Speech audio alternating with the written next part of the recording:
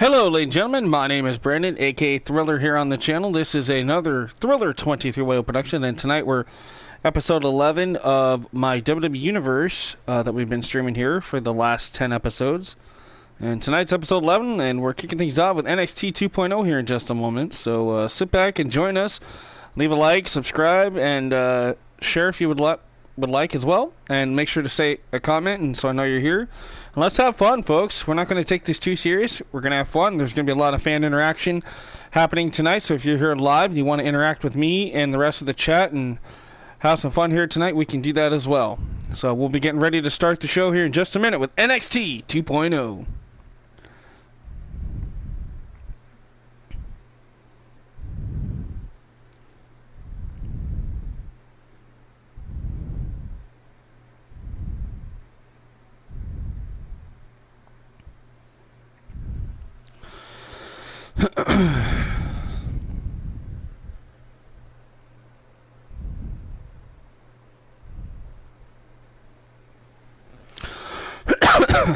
Excuse me.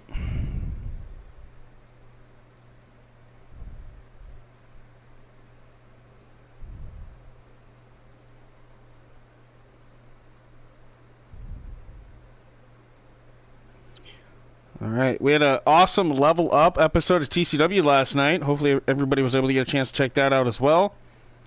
Again, that was TCW Level Up Season 6.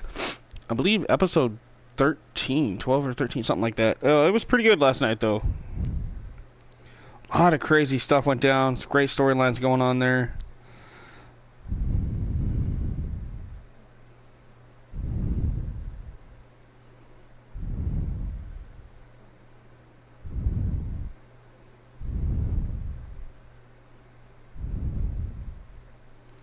Alright guys, so we're just about ready. Sorry. Every time my phone gets an update, it like bogs down my phone, I swear.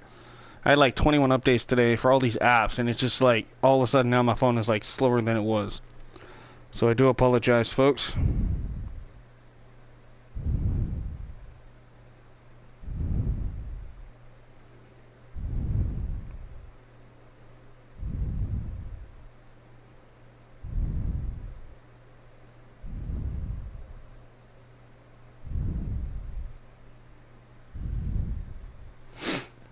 Alright, so if you guys are ready, for those of you that are here and those of you that are not, believe it or not, we're going to go. Here we go. NXT 2.0 starting us off. Here we go.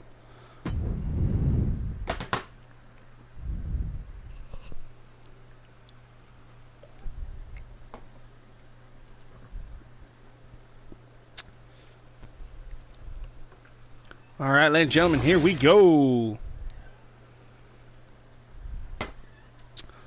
Let's take a look at tonight. Excuse me. Take a look at tonight's card here real quick. Alright, so it looks like the computer has set up Dominic Dijakovic versus Randy Orton. That should be a hell of a match. Wesley versus Drew Gulak. Shotzi Blackheart versus Stacy Keibler. Ooh, that should be good. Odyssey Jones versus the Hurricane. Yeah, I can see how that one's going to go. Jordan Devlin and Robert Roode. That actually wouldn't be a bad match. Shelton Benjamin versus Karrion Kross. Samoa Joe versus John Cena. Okay. The Undertaker versus Jeff Hardy. And Edge and Kevin Owens taking on Zach Gibson and James Drake. This could be an interesting show. Hello, Daryl from XWF Wrestling. What happened to the Cajun Wrestling? You change it? Welcome in, buddy. Alright, here we go. We're going to kick things off tonight. We're until we get some more people in here. We're just going to go ahead and watch this one so we're not waiting too long for people tonight. So we got Dominic Dijakovic versus Randy Orton here on NXT 2.0. Again, this is my custom. Somebody bought you out. Oh, okay. That makes sense. Totally understand. I've had to change my Fed's name a few times. We all know I started out with XCW West as I was part of like a territory with all the other XCWs. And then I branched out on my own, became WCCW, and then WXW, and now TCW, which luckily I can say I am the only one to hold that name because it represents Thriller Championship Wrestling, not traditional or transitional or anything like that. It is Thriller Championship Wrestling. And I got my own custom logo, so that helps too. So nobody can steal my ideas on that. Alright, here we go. Ladies and gentlemen, welcome to NXT 2.0. I am Thriller, aka Spike, if you want to call me that. I'm not going to be commentating as Spike tonight, as I'm going to be a fan just like you guys and enjoy the action and talk wrestling and all things pro wrestling related here tonight in the chat as we watch these amazing matches throughout the night. So here we go. First match of the night here on NXT. Looking forward to this. Making his way to the ring from Kingsborough, Massachusetts, weighing in at 270 pounds, Dominic Dijakovic. He endeared himself to the WWE Universe and his peers with classic NXT matches. Dijakovic earned incredible respect through his hard work. So again, welcome in, folks. If you are here, make sure you leave a like if you haven't. You're not required to, by the way. I just would highly encourage you to do so if you enjoy the product. Remarkable blend of size and agility. And again, thank you to all of you. Again, this past weekend, we hit over 600 subs. We're rocking and rolling. I just checked. We're at 603. So thank you to all of you out there in YouTube land. You guys are awesome. Keep up the good work. Keep shouting out TCW and all the other feds you're a part of. And let's keep these channels rocking and growing. WWE's Apex Predator is on the hunt. Oh, like I said, this is going to be a hell of a match right here, folks. And his opponent from Playing a lot of wrestling, create more wrestlers, right? 250 pounds. Yeah, I'm going to be creating some more stuff, hopefully this week or this weekend with Callmasters returning. I got to download some more logos and stuff and kind of plan out some stuff I want to get done, but I plan on creating some more stuff and uploading it for everybody. So, I've only done like 6 or 8 characters so far, and I've got like 100 slots on that profile, so I'm gonna try to fill all 100 slots this year with just stuff that I've been wanting to create for the last God knows how many years. So we'll see how it all turns out. Has every tool needed to be a legend.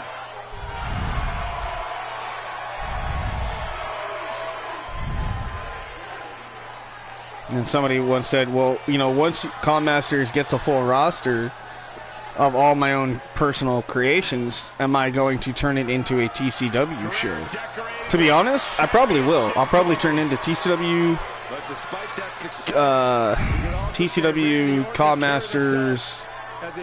I don't know. But it'll be like maybe like a once a week thing where it's my own universe, it's my own fed thing. Like, it doesn't really, you know, the only active person is going to be me because everything's going to be run by me. But, you know, and we'll still have the other TCWs as well, but it'll be kind of like a proving ground or like a Tough Enough, you know, or something like that. It'll be fun, but again, that won't be happening for a long time. I gotta get all the characters made and stuff first.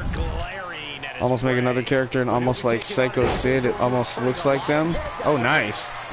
I like that. So again, welcome in, Daryl. I know there's a lot of Fed stuff going on. There's AEW tonight. There's all kinds of stuff going on in the wrestling world right now. I guess I'm going to go ahead and spoil it for those of you that didn't see it. I didn't see it live, but I did see it pop up a lot on my phone. Paige is in AEW. That was shocking to find out this evening.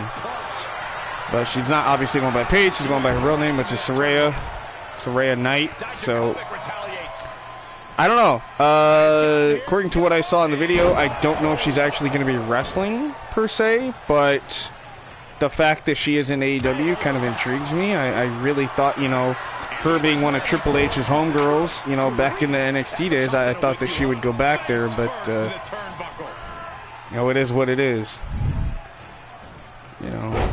So I don't know what's up with her in AEW. I guess we're gonna have to wait and find out. But yeah, I don't know.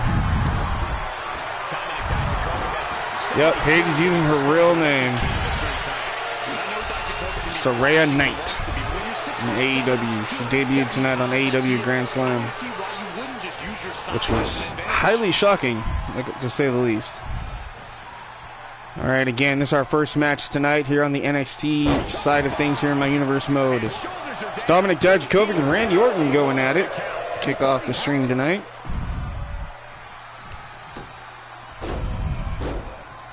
we're gonna try as hard as we can to get through NXT and then go over to SmackDown and see what we got. So we're gonna try to see how far we can get into it this evening, but it all just depends on the flow of the matches and whatnot. He's positioning himself, closing in. So again, I'm not playing this match. We're just kind of letting the computer do this one. But we will have the options coming up tonight for those of you that are live. We can either play a match where I play as a character, we can watch it, or we'll just skip it and go to the next match. You know, that's why this is one of the series that is really cool to me, because it's fan interactive a lot. I mean, you guys kind of control what we do here, in a way. Now, the only reason why I chose to play this one is because at the time nobody was here, so I figured, all right, well, we'll just go ahead and watch instead of, you know, waiting too long. Oh! Feast your eyes, says Dijakovic to Orton. What's up? Gaming with TD Coco in the house. Welcome in, buddy. Welcome to my universe mode. Dijakovic, man, that would have been a huge upset. Defeating the former NXT World Champion Randy Orton. Oh, that would have been amazing for Dijakovic here. Jen, what's up? Jen Riley in the house. The Dragoness. Welcome to my WWE Universe. Glad you could check in for a little bit and hang out with us. Again, we had a very successful TCW level up last night. And, of course, Unrivaled before that, the night before. Or no, Death Stranding before that. And then, so Monday night we had the, it was Sunday or Monday, we did Unrivaled. And we had a lot of fun with that. Well, more Unrivaled coming up probably later on this weekend into next week. So I'm looking forward to that. Really looking forward to see what the bitches with attitude got up their sleeve next. Christy, Jen, Becca, and Amanda. You know, I'm really looking forward to that. And we still got Vortex coming up this weekend. We got more Call Masters returning. We got Thrill Zone to get to. So a lot of great stuff coming up this weekend, hopefully, on the channel. Here's a face scan to use one of the football players in Seattle Seahawks. One of the players. Oh, nice. Nice Avalanche RKO there. That was pretty sweet. I don't see that very often. Orton hitting that thing splendidly. So again, hopefully everybody's having a good Wednesday evening. Oh, and Orton almost had it. Dominic Dijakovic got that shoulder up. Oh man, this is a good match. Good way to kick off the show tonight, for sure.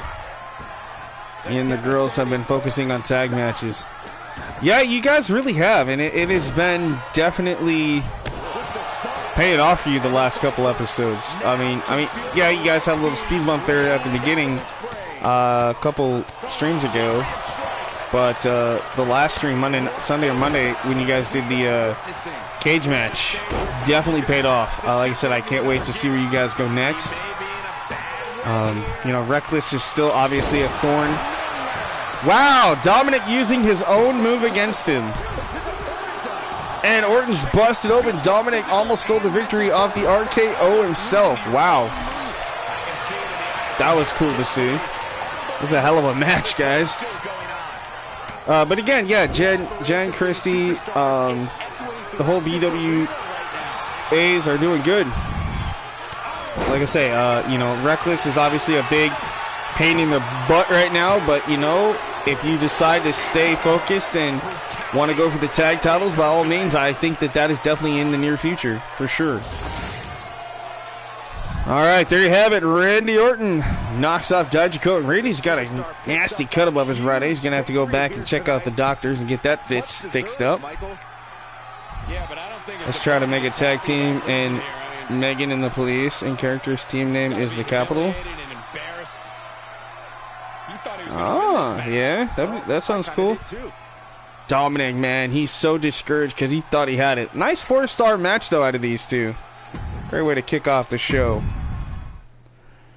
All right, let's see what else we got brewing here on NXT tonight. Again, if anybody's new here, doesn't know, I do not change the match card at all. I let the computer literally just take over, and we just do whatever's on the card.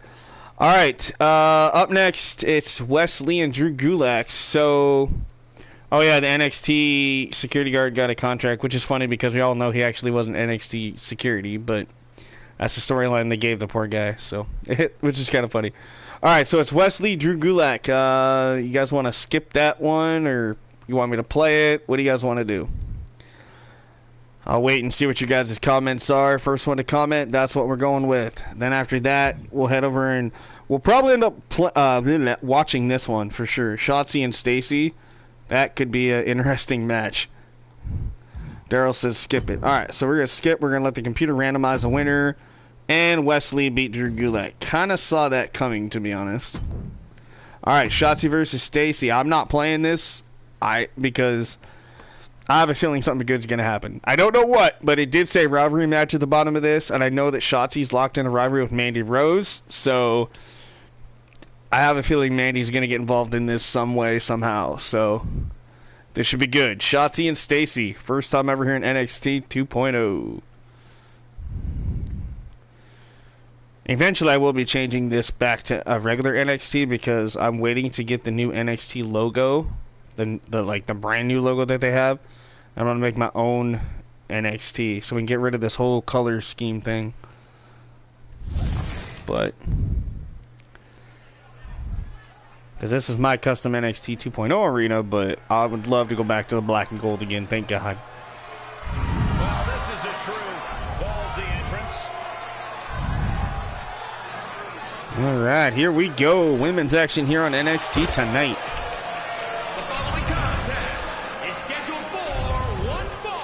There is rumor, though, that Shotzi is turning face in the real WWE and will be, from the sounds of it, getting her tank back. So that'll be cool. Triple H has agreed to let her have her tank back. I honestly, that's the best thing. I don't take Shotzi seriously as a heel. I think she's more of a good person with just a bad attitude. So I think this was a smart decision to have her save Raquel Rodriguez the other night on SmackDown and turn herself face again. So that should be cool to see. Plus, it gives Shotzi more airtime, which, honestly, she's a hell of a talent, and I think she deserves it.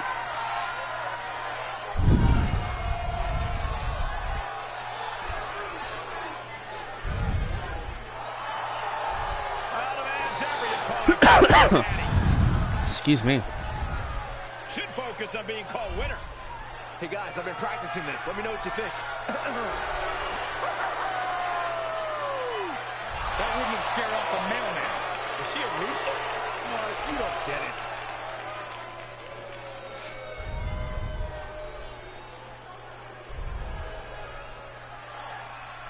From Nitro Girl, the manager, to one of the best competitors in women's division history.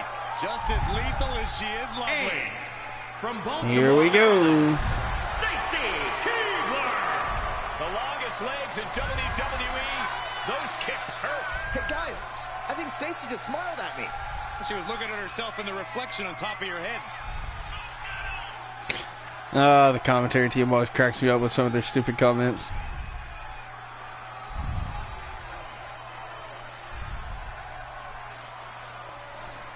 Oh, Hawaiian wrestling butt you out? Oh, okay. That makes sense. I just wanted to check in. I've had a long day. Hey, Jen, I totally understand that. I appreciate you stopping in as always. Enjoy the rest of your evening. Get some rest, and we'll hope to see you again soon. For sure. And thank you for promoing on the Discord when you have time. I really look forward to seeing what you come up with. I just really wish others would do the same, but at times, but it is what it is. I get it, they're busy. They got their own feds and stuff to do too. So, and and promos aren't required, but I do like looking at what you guys come up with. It's really cool to see. So you have a good night, and thank you for popping in. All right, so Mandy Rose came down to ringside. I told you she was going to be trying to get involved in this somehow. Shotzi and Stacy, here we go. No knowing what to expect when facing someone who builds tanks in her backyard. Yeah, expect the unexpected from a competitor who calls herself balls to the wall. Shotzi never takes half measures, never has an off switch in that ring. The unapologetic Shotzi Blackheart ready. Hey, William Styles in the house. Welcome in, William. Saying hello to everyone, and hello to you as well. Thank you for popping in, and hopefully you get to hang out with us for a little while and enjoy some custom WWE action here tonight. Trying to Right now, if you're just joining us, we got Shotzi versus Stacy Keibler, NXT 2.0. And you got the NXT Women's Champ Mandy Rose at ringside. Snapmare. There's the kick. Oh. Watching on, keeping her eye on Shotzi. And uh-oh. Yep, we got a cutscene. I knew this was coming. Mandy trying to interfere, and from behind, Stacy Keibler taking advantage. That's why another reason why I just let the computer play this stuff out like this is because I get to see cutscenes that I didn't even know were in the game. You know, so that's why I'm like, oh, this is cool. You just got the game today? Ooh, dude. I hope you like it. It's definitely fun.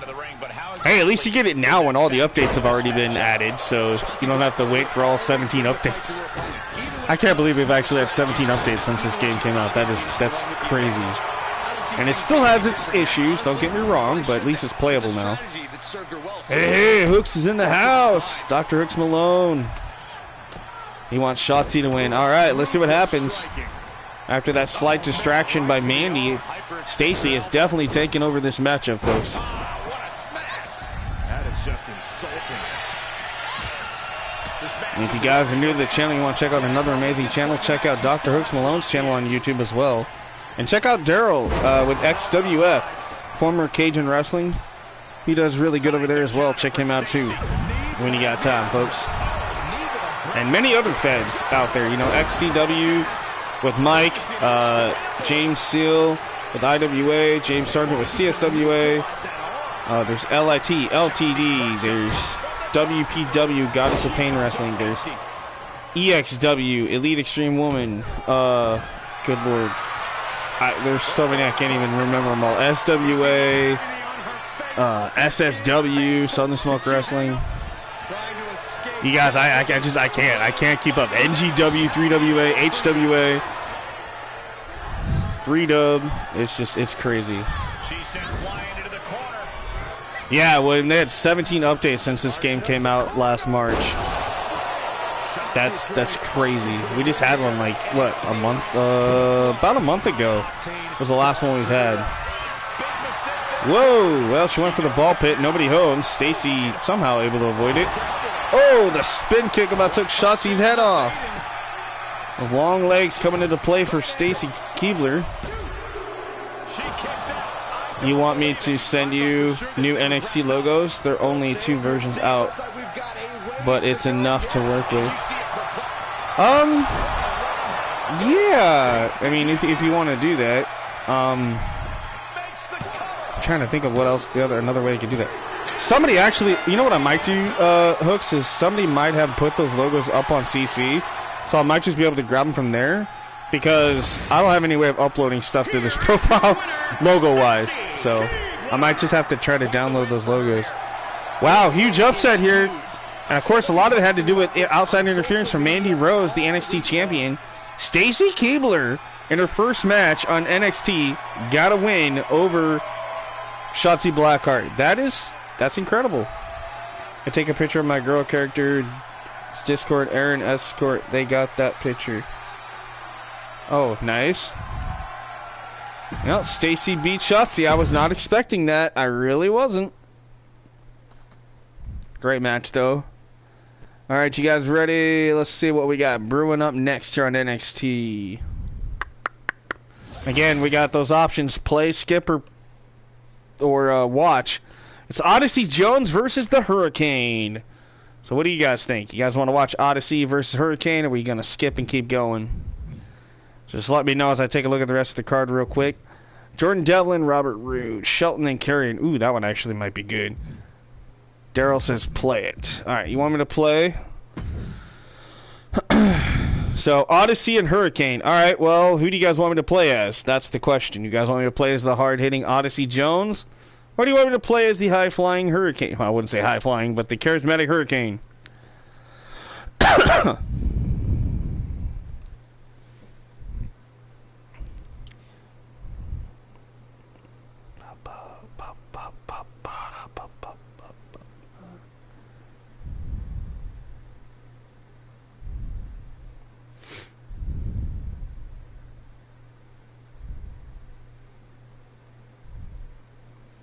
Hook says Hurricane. Alright, we will play as the Hurricane. Oh, Daryl said Odyssey.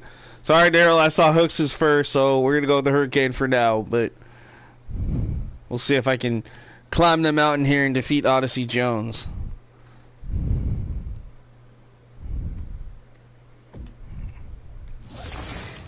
Alright, here we go.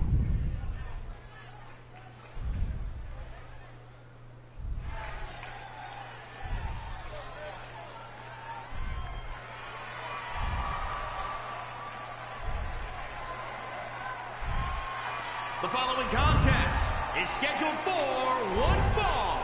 Making his way to the ring from New York, weighing in at 351 pounds, the future. Right, Odyssey. It's all about showing off for this superstar. They are fearless and want everyone to know. You say fearless. Sorry, folks, not ignoring anybody. I'm just never fails. I'm trying to do this, and I'm like, what the heck is going on here? I'm trying to see. Somebody's asking me a question about WWE stuff. So I'm trying to see if I can answer their question. He says it's all about dominance tonight and plans on showing why everyone backstage should be Dr. scared. Hooks alone. I watch all your YouTubes. Nice. Well, thank you, Daryl, for checking out Hooks' channel, man. I know he appreciated it. I know I do too. That's really cool. You guys are supporting others besides me. So definitely keep that up, guys. That's always good to hear.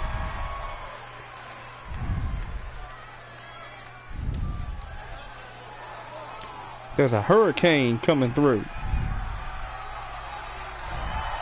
you hear that, guys? Stand back! Here it comes! Dum, dum, dum, dum. Look, it's a miniature Green Lantern. Oh. And his opponent, Which I always thought was cool. He actually had the Green Lantern symbol on his shoulder, which is funny because in game, they actually, because of copyright, he can't have his tattoo. I noticed that. He doesn't have the Green Lantern tattoo. Just like Braun Strowman can't have his Superman tattoo. What's up with that? So stupid. This guy really think he's a superhero. Of course he does. Elijah Mall poop in training. The WWE Universe believes in him. And so do I.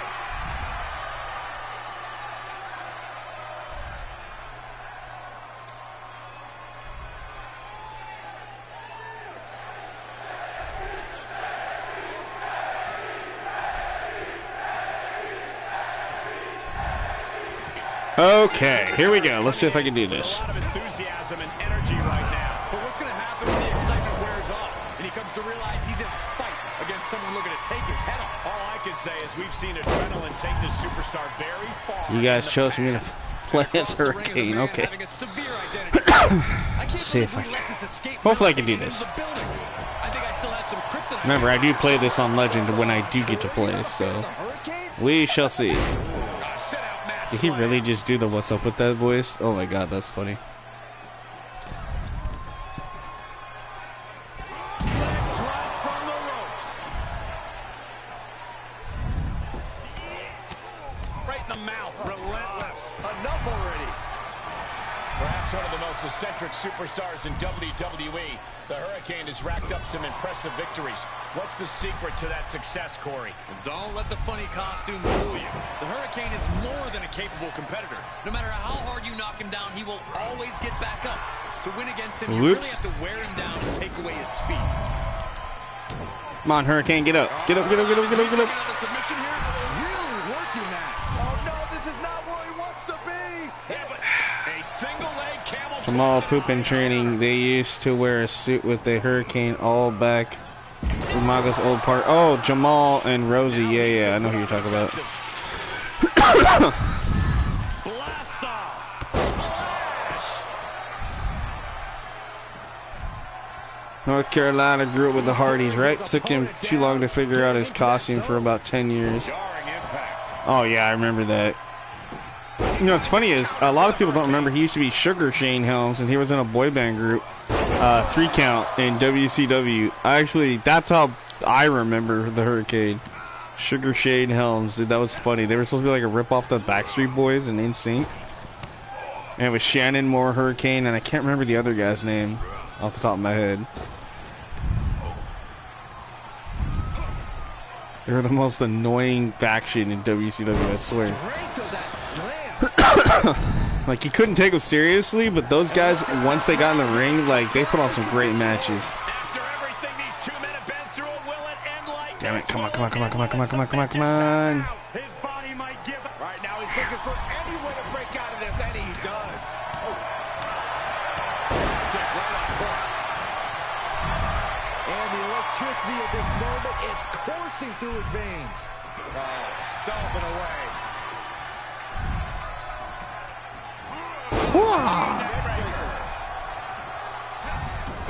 He saw it coming. Oh, Evan Courageous, that's what it was. Sit out, Matt Slam. With their biggest fan, Tank Abbott, right? 1, 2, 3, we are 3 count. Oh my god, yeah, Evan Courageous, Sugar Shane Helms, and Shannon Moore. Oh my god. Funniest freaking faction ever, dude. They've definitely taken their lumps at this point. They were worse than 3MB, and 3MB was bad. Like, oh my god. We're a 3-man band. Walking in the rain and knock people out quick. Oh yeah, in the ring, yeah. That is just insulting. So much damage inflicted. Don't shoot. Big slam.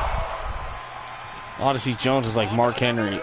You're not sure if you're gonna beat him, but you're gonna try. Is it enough? The cover. He breaks the ref's count before 2. I'm just as shocked as everyone else, Cole, his opponent included. Hurricane's got a second wind.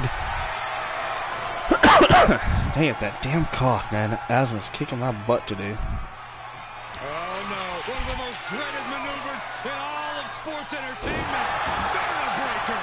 Vertebreaker. The Vertebreaker. Oh, Oh, boo.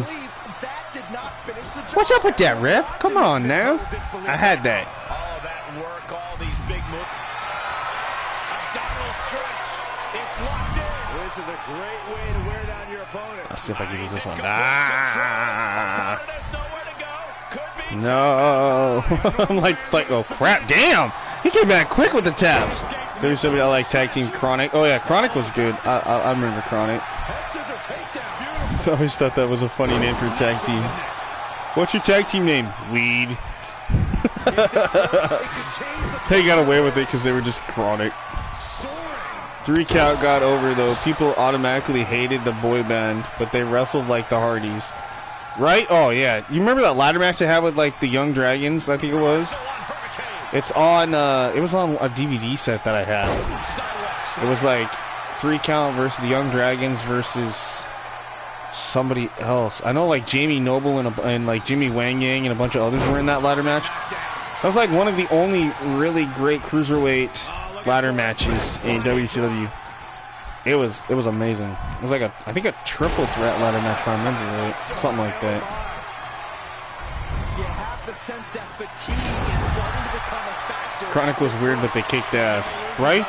This is coming down to a battle. Watch out. Brian Adams and Brian Clark. Yeah.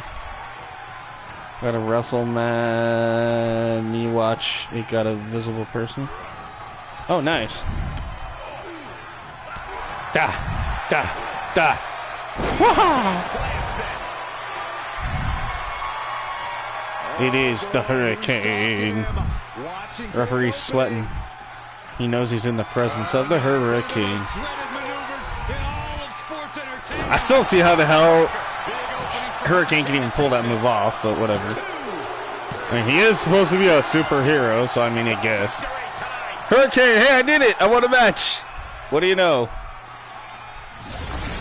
That's not bad. Usually I lose. Your winner, the Hurricane. He really got the better of the opposition here. I agree, it was quite the display tonight. I'll hang my hat on the win of that. It was Evan again with Jamie Noble as rejects from the other team. Jamie Son was in Young Dragons, didn't last long, right? Yeah, I think like right after that is when he ended up getting fired or quit, and then went to work for WWE as Jamie Noble with Nydia. Which I really miss Nydia, dude. Like that whole Trailer Park character thing was just, it was great. What I didn't like is when they went too far with it, and then they blinded her, and then she turned her back on Jamie, and then he tried to get her back, and then she posed for Playboy, or well, wanted to pose for Playboy and couldn't, and it was all over the place. But right, I did it! I beat him! Yay! Alright, next match up for you guys to choose. Jordan Devlin, Robert Roode. Why you guys choose? Daryl says, just watch it? Alright, we're going to watch this one. Alright. Still to come, we got Shelton Benjamin versus Karrion Kross. I actually really want to kind of see that one. So whether we play it or watch it, either way, should be really cool to see.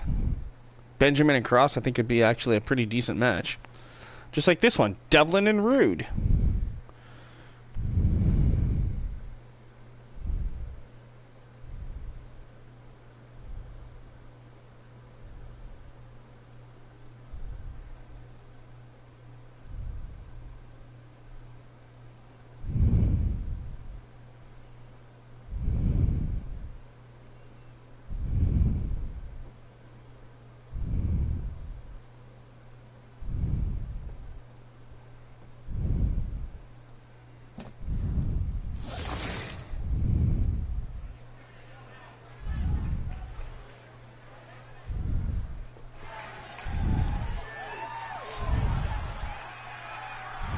Make way for the Alright, here we go. This is gonna be good. It's Dublin Destroyers. The following contest is scheduled for one Nice. fall. Making his way to the ring from Bray, County Wicklow, Ireland. Weighing in at 180 pounds. He is the Irish Ace, Jordan Devlin. This man began training at 12 years old. He was actually trained by Finn Balor. Obviously, Balor taught him well, as this man owns the longest. All right, so question: who do y'all think's gonna win this, Bobby or Jordan? 138 days. That dude, Little Wrestling now, Little. Their tag team name? Oh yeah. Yeah, WWE hasn't used Bobby Roode in quite a while. That's kind of surprising. But he is kind of old too, so maybe he just decided he doesn't really want to wrestle as much. I don't know. I don't know what's up with that. Confidence personified.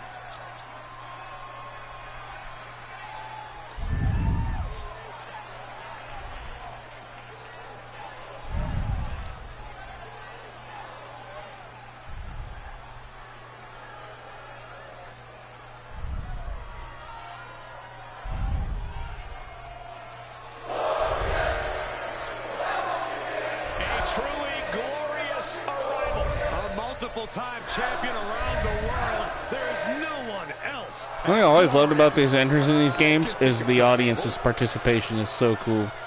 So authentic. I love it.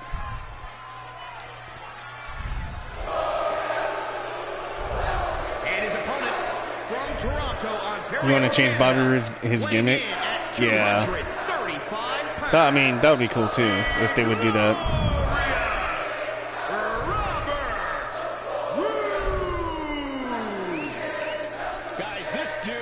Looks like $1 million. That's an understatement, Cole. I think the robe alone is worth that much. For his son, Bobby Roode, they always were alike. Right?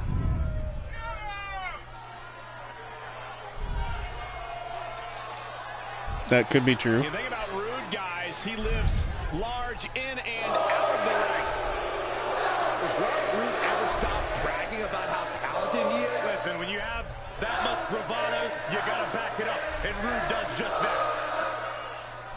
It is undeniable that Robert Roode is a polished competitor. More polished than the top of Saxton's skull. Excuse me.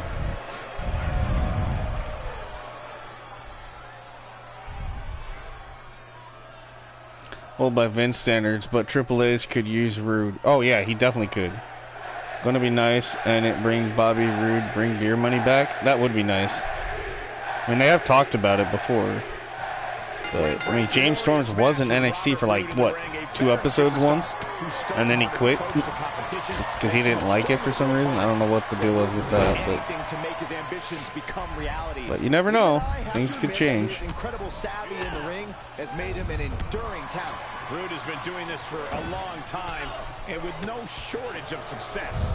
And then there's Jordan Devlin, who draws a lot of comparisons to Finn Balor, though Jordan actually grew up idolizing Shawn Michaels. Devlin's taken a lot from both of those superstars' styles and made it his own. And it's safe to say he's not afraid to make those comparisons. Devlin is one of the most confident superstars. Fending off a 2 count there. Showing his determination there with that kick out. Devlin going up. Devlin. Oh, the coup de grace of his own. Basically. And he breaks the count quickly. Just kicking out at 1 takes a lot in a match like this. No, that'll break his arm. Vicious.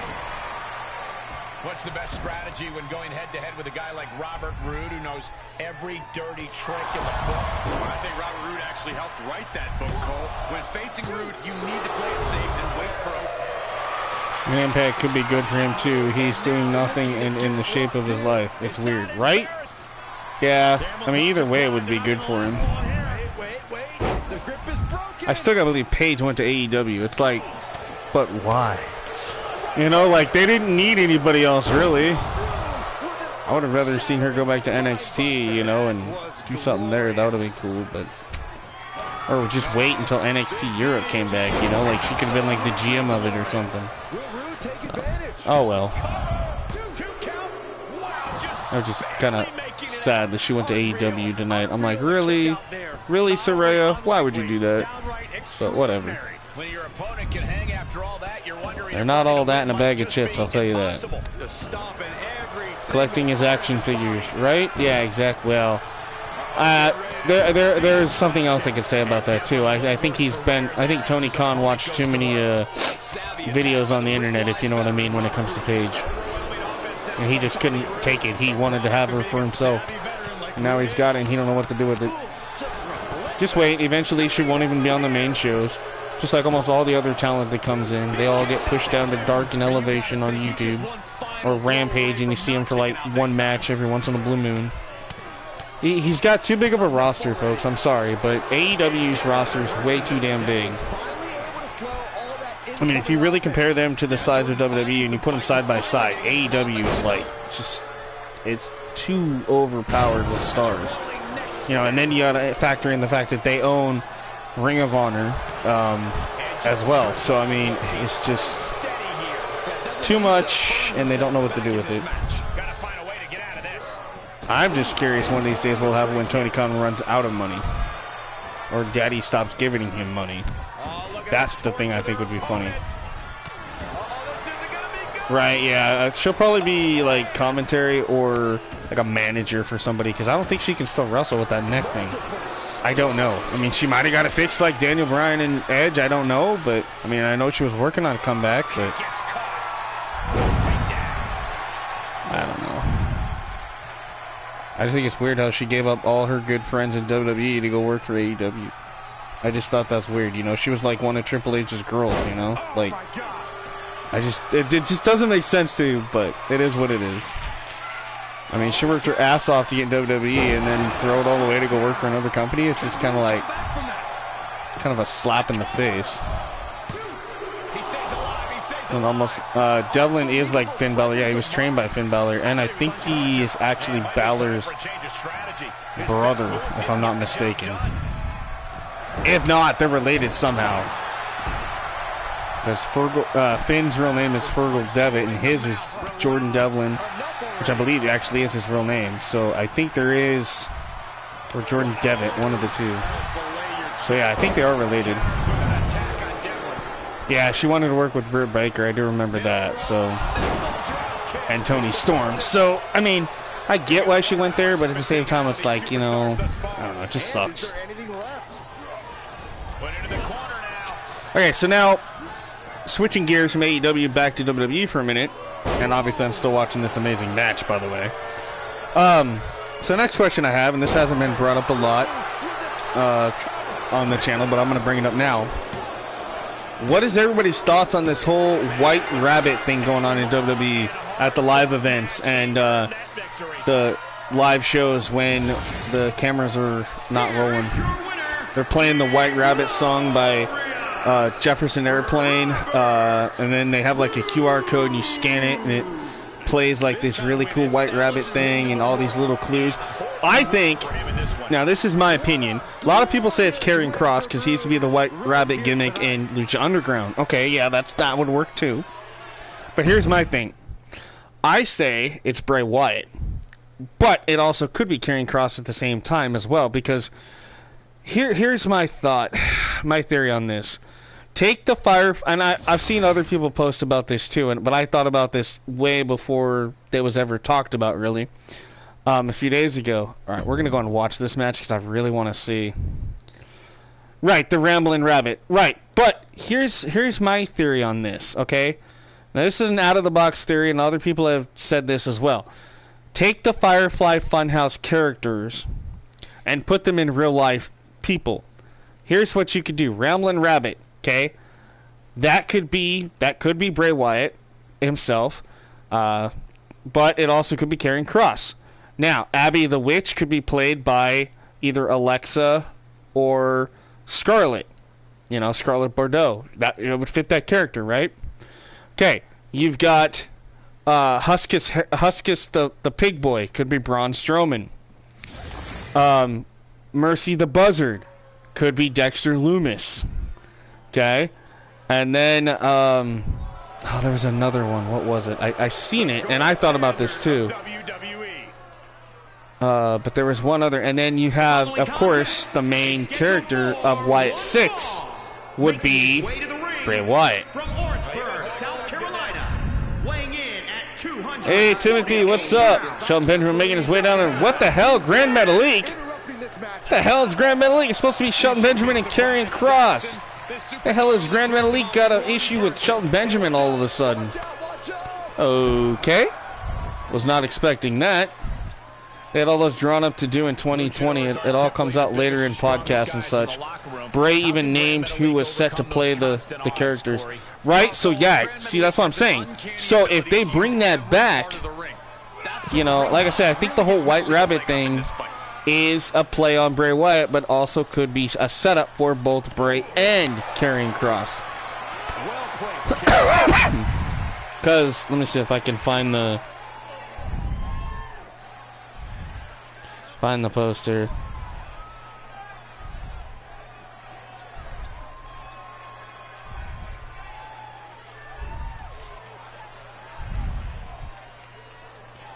I love when the computer just sits there and does this. I really hate when they do this. Granada be all White Rabbit Paul London. I mean, yeah, that could be too, but I don't know if, you know, they would spend all this time cryptic matches to have it be Paul London. You know what I mean? Like, And that's all she wrote.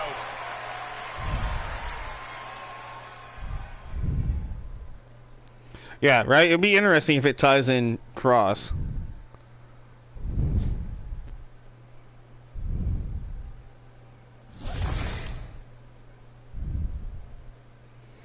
Alright, next up would be Samoa Joe and John Cena. Do you guys want to watch this one? We know that Samoa Joe has been getting attacked by The Fiend, of all people. So that's what we're talking about. So it's up to you guys. Do you want to see Joe and Cena? I have a feeling that Bray Wyatt might show up during this one, but we can still watch and see what happens.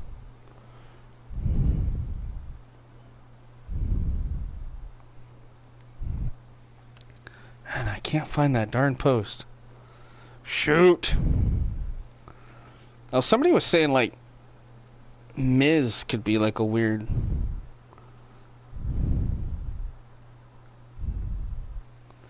I don't know.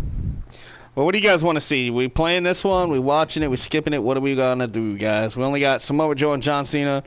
We got Undertaker and Hardy left. And when we got Edge and Kevin, who hate each other, teaming up against Zach Gibson and James Drake. So, that's what we got left. And then we'll head over to SmackDown and see what we got cooking over there. As I try to look up this post.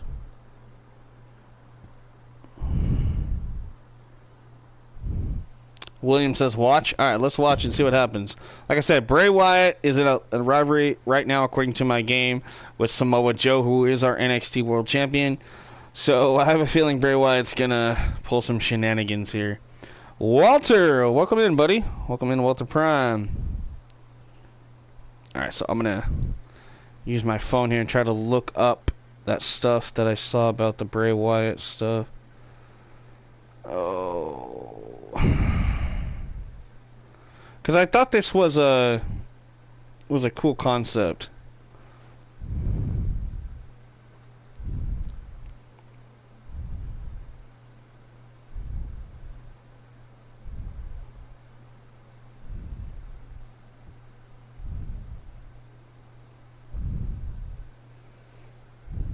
Oh, I guess I gotta hit play, huh? Dexter Lumis, but I'd be wanting to be one of Bray Wyatt's goons, right? But again, welcome in, Walter. Glad you could join us. Alright, so this is what I saw. It says, WWE tight-lipped about the White Rabbit teases, Bray Wyatt implications. Over the last week, White Rabbit teases have caused incredible speculation in WWE, specifically pointed at Bray Wyatt. Fightful Select has been asking around, and so far the majority of WWE is left in the dark. So far, no talent or on-screen staff that we've heard from have been informed of what exactly the White Rabbit references are about, though almost unanimous reaction is a speculation that it is related to Bray Wyatt. Fightful has also reported recently that higher-ups in the company believe the possibility of Wyatt returning was significantly higher under the new regime held by Triple H. WWE sources also confirmed that contact has been made and that there were numerous people of influence who had interest in bringing Wyatt back and believed it was going to happen. Thus far, we've been unable to confirm that Wyatt is back with WWE, but numerous personnel in the company expect it sooner than later or say it's just a matter of time. There are several involved with the production element of the company who are also usually briefed about such things that have yet to be clued in on what the teases represent. The situation is being played very close to the vest within the company. And his opponent from I'll West let them Newbury, talk for a minute. weighing in at 251 pounds, John. Because it talks about other references that I have pointed out as well, and people ignore it.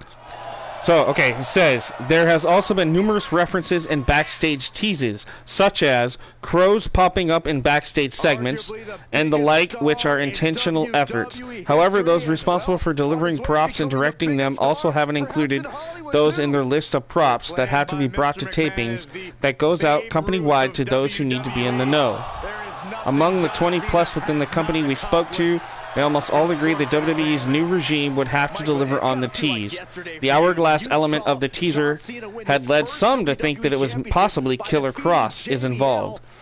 One longtime staff member says that they wouldn't have found that to be a disappointing reintroduction of Kross, but doesn't think the company, specifically the new creative regime held by Triple H, would implement that for someone who had been back for almost 2 months already. Another top star said that paying off a tease like this is something integral in setting the tone for shows moving forward. So that is, you know, like I said, there's a lot of speculation and they're keeping really hush-hush about it. But I'd have to have it spoiled anyway. It seems like it would be a letdown to be anything but Bray now. Right? Exactly. But that's not what I was wanting to carry. Oh, okay. Here we go. This is what I was wanting to read to you guys. So, it says, what if all the White Rabbit teases by WWE actually means a Bray Wyatt return and all his Firefly Funhouse characters came to life? Here's how that would be set up. Bray Wyatt is their master. Dexter Lumis is played as Mercy the Buzzard. Scarlett is Abby the Witch. And Karrion Kross is the White Rabbit. But that is a crazy concept to think about. But I saw one. There was another one I saw. Okay. Where did I see?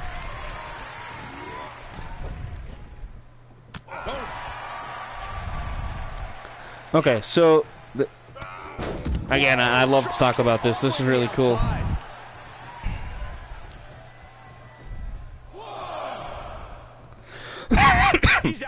So, people, this was posted Monday.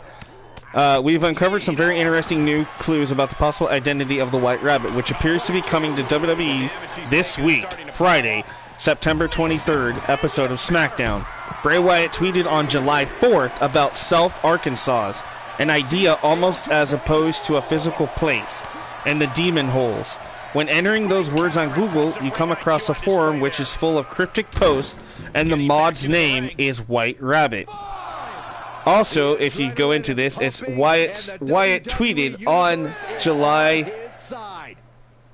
4th, July 4th. Anyone on here know anything about Self, Arkansas? And then underneath that he says, if you are a local and can navigate to the Devil's Hole, please let me know. So, like, there's so much going on about it.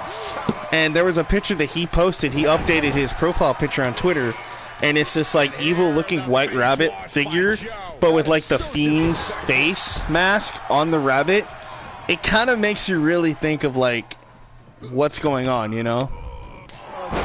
Can you talk about championships? It'd be nice, and I join in Bray Wyatt, Funhouse bringing Bo Dallas. Yeah, that would be cool too. Yeah, Walter, we can talk about the titles. What title do you want to talk about? I mean, we're watching the match here, and like I said, I am enjoying all my matches here tonight. Samoa Joe. Like I said, I know the Fiend is supposed to pop in, perhaps sometime in this match, maybe at the end, because he is locked in a rivalry right now with Samoa Joe here. So I thought that was a perfect time to bring up the whole Bray Wyatt comeback thing. Yeah, the world title need to be coming back. I mean, yes and no.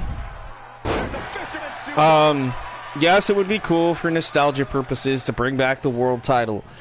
But at the same time, no. Because you already have the WWE World Heavyweight Championship. Why would we need another world title? We don't need two world titles. What we need, and this is me, if you're going to unify the titles like they did, and you want to have one just whole brand championship, it doesn't have to be the world title. Just call it the Global Championship, which technically would be another take on the world title anyway. World, global, same damn difference, right?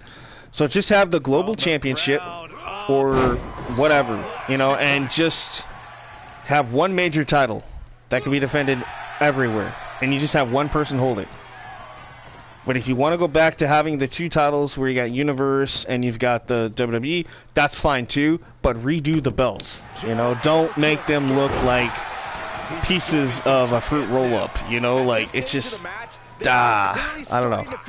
But I'm really hoping that that's something that happens at some point. You know, they stop unifying the stupid titles, because it's just pointless.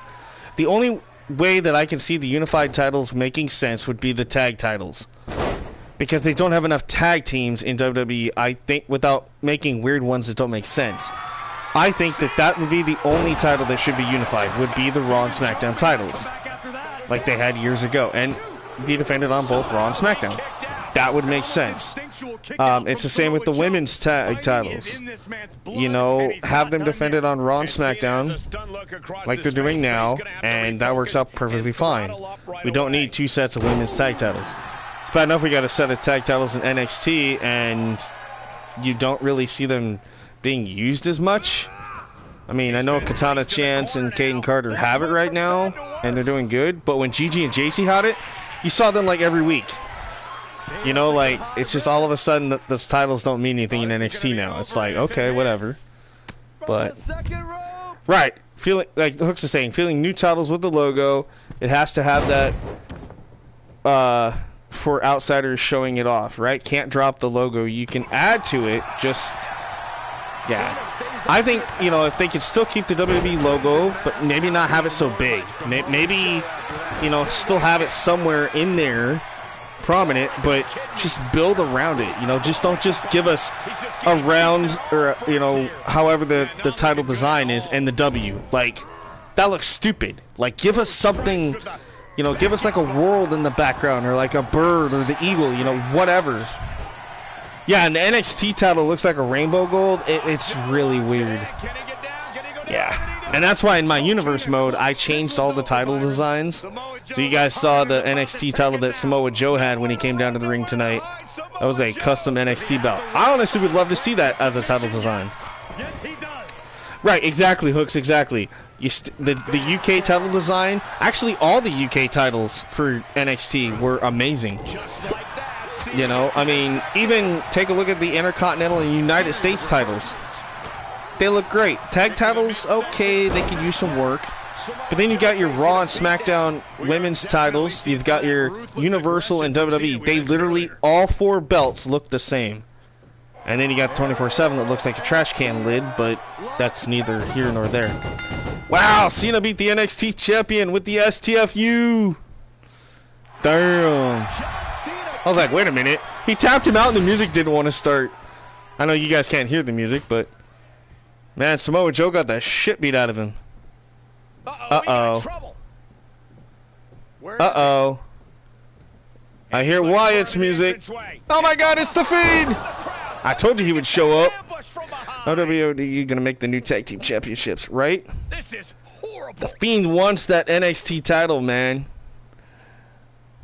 John Cena got the win, and the Fiend tried to destroy Samoa Joe. I told you it was gonna happen. It's funny how that actually ended up being a storyline. It wasn't even planned. I was like, oh, okay, the Fiend's in the storyline. Oh, okay. Just an American title NXT. I need to fix it up a little bit more and make it more graphic. Oh, nice. Okay. Alright, so we got Undertaker and Hardy, and we got Edge and Owens, who hate each other in my show, taking on Gibson and Drake. So you guys want to see Taker and Hardy real quick? See how that one's going to play out? Or do you guys want me to play it, or do you guys just want to skip it? That works too. I mean, whatever you guys want to do.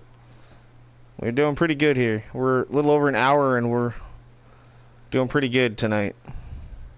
Be Black new SmackDown Tag Team Championships. Yeah, I wish the tag belts would go back to like that black color. Daryl says watch it. Alright, let's watch this. I did see his comment, so we'll go ahead and watch it. Undertaker to Hardy. Now, in my universe, if you have been following along since episode 1, or 2 at least, Undertaker used to be my NXT European Champion, which I believe I did bring the NXT European Championship back to this, because I ended up deleting NXT UK, and I just drafted all those superstars to other shows. Undertaker at the time was NXT UK Champion, so we decided to change it just to NXT Europe title. Well, let's see what we got here. I believe that's what it still is. I think he's still the NXT European Champion. And I think that the North American title needs a new title design too, to be honest. Not a big fan of that like reddish orange strap. It looks weird. Inducing the awe-inspiring entrance of the Yep, he still holds my custom NXT European Championship. Give the 24/7 title to NXT since USA Network asked for it, right? It's like, here, Sean, you do something with this crap. Exactly. He could turn it back to the hardcore title for NXT. That would be dope. Making his way to the ring, World champion coming soon. Right? weighing in at 299 pounds, the NXT European Champion, The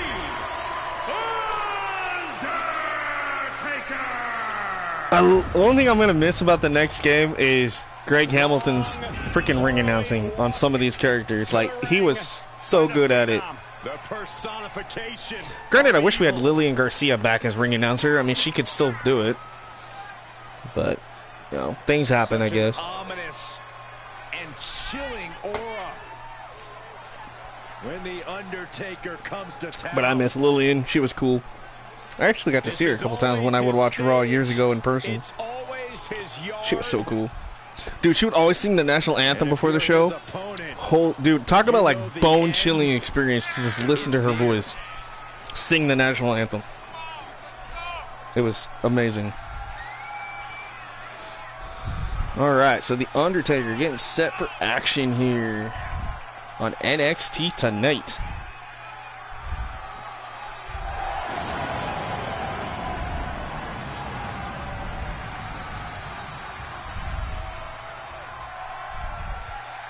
What's up? You know, Undertaker is Yeah, I'm looking at you, dog. What's up? You're the one sitting there staring at me, kiddo. No matter what you do, I'm not sure there's anything that prepares you for the Yeah, hi. So many superstars have stood across the ring from All the WWE Championship is new look. Yeah, that would be cool too. And my show, they do. All my titles have new designs. They're nothing like what you see on TV. It'll be nice. Cody Rhodes, and he bring his wife back. Abandon all hope. An announcer. The dead man has risen. Oh, his wife back? Yeah. I'm pretty sure Brandy will show up at some point.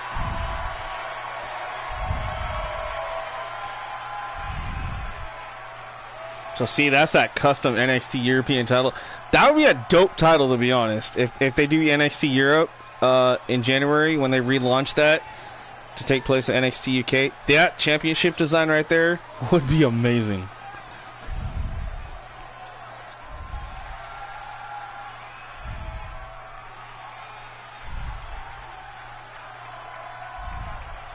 The Daredevil.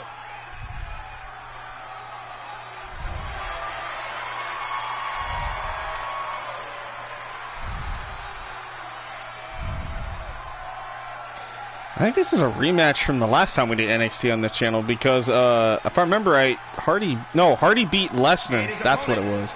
Jeff Hardy beat Brock Lesnar. That was a shocking match to experience and watch. So let's see if he can beat the legendary Undertaker.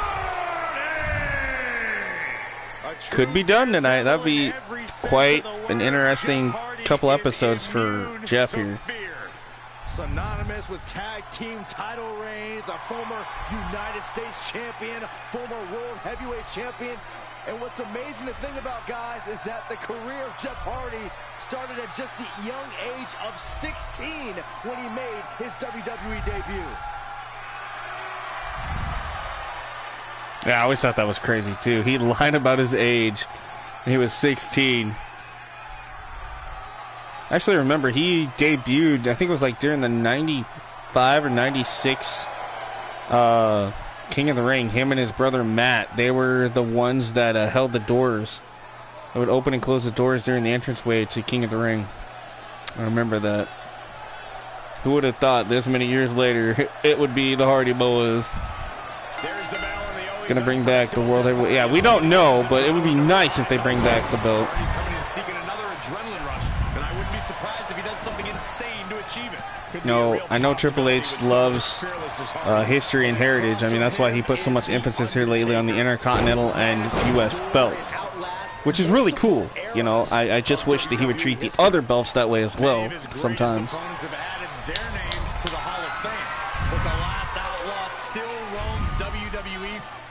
Undertaker headed up to the top. Nobody home for the dead man.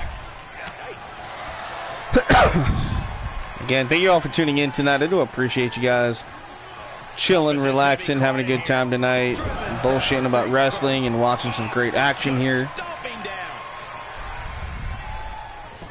Again, we will be going to SmackDown after this, see what's cooking up over there. Should be good.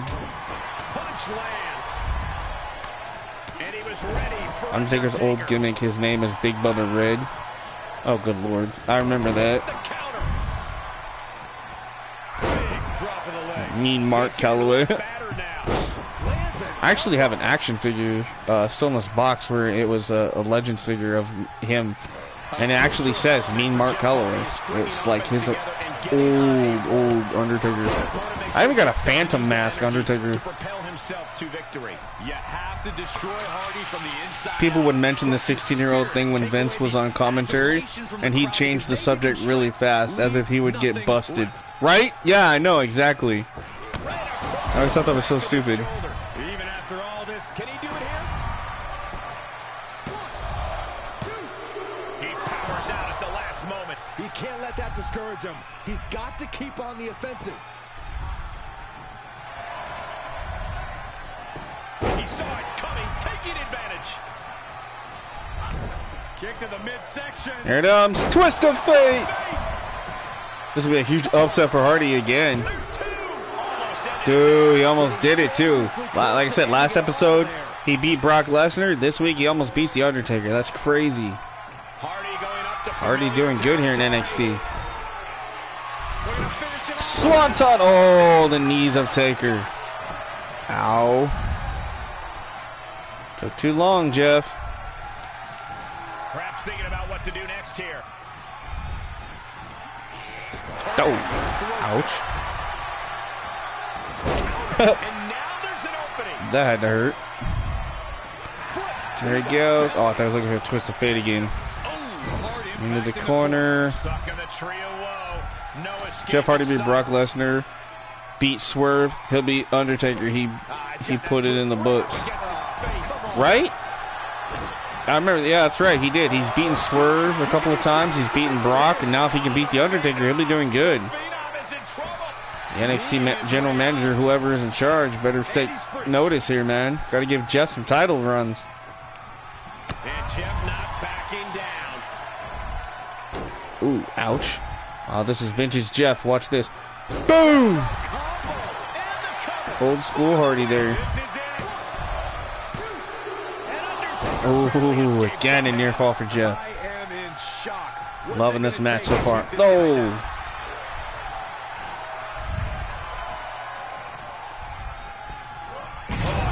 Yeah, that didn't work now, did it, Jeff?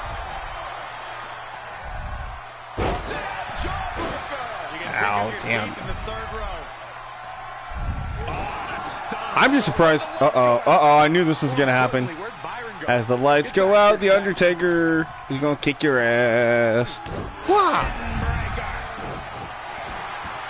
I always thought that was a cool element that they added to the game. Is they actually have like Undertaker and other characters do the whole lights out thing, which is really cool. Talk about dismantling your opponent. The referee still like checking behind his back like, are we sure it's not going to go out again? Like, what the hell is that? Hardy could be thinking Swanton. Nope.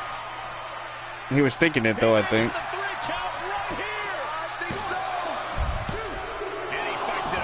Near fall again. Whoa, that was weird. Hardy headed up. Looking for the Swanton. This time it connects. This could be it, folks. This could be an upset here. Oh my God, that was so close. No way. Like AW13, kind of Jeff Hardy looks like the glitch on that game. Oh yeah.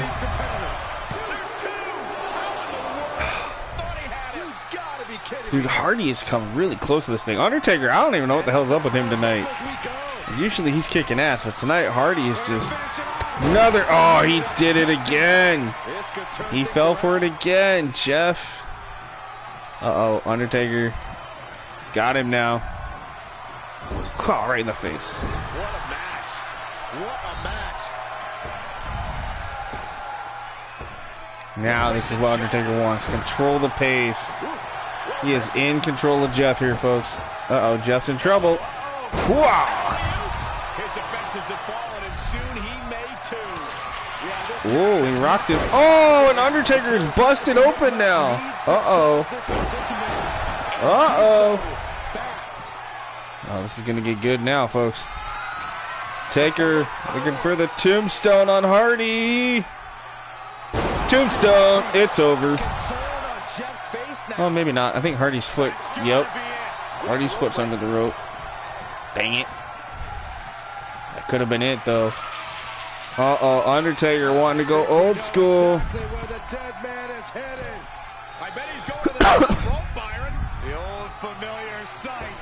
Old school. Love that move. The undergoing a reinvention in AEW soon again. Matt seems optimistic. Yeah, I heard that Hardy is now supposedly out of rehab. Now they're just trying to figure out how to get him back in AEW again. But with Tony Khan in charge, I don't know. Unless they do the Willow thing or something, I don't see Hardy being Hardy, really. But I don't know. They don't want to burn him out again either. I think Hardy should just go back to WWE and let Triple H just try to take care of him. You know what I mean? Like, I don't mean to say that in like a bad way, but I think that's what Hardy should do. You know, because Vince will know how to treat him and make sure he doesn't get over exhausted. You know. Hardy did it. My God, you guys called it. Hardy beat Taker. Wow. Wow, wow, wow. Okay. Huge win there for Jeff. One of the biggest in his career by far. What a battle. Respect to both competitors. Shane McMahon dancing around like a bunny. Oh, good Lord. Hey, maybe the White Rabbit is Adam Rose coming back with the bunny. Or, wait a minute. Okay, I just thought of something. White Rabbit, Bad Bunny. Do you imagine they used that for Bad Bunny to come back? The rapper? Oh, good Lord. I would have hit him in the mouth.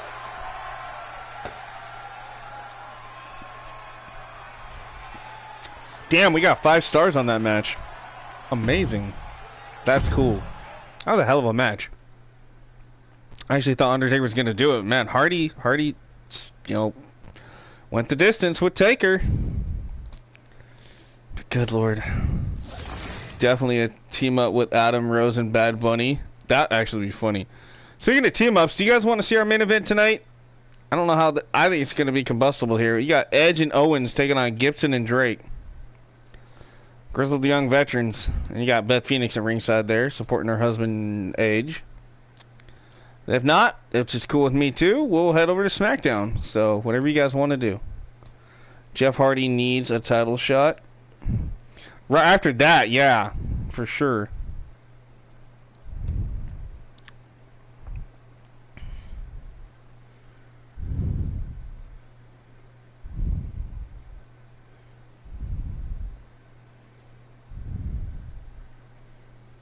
Bum ba-dum bum bum bum ba-dum.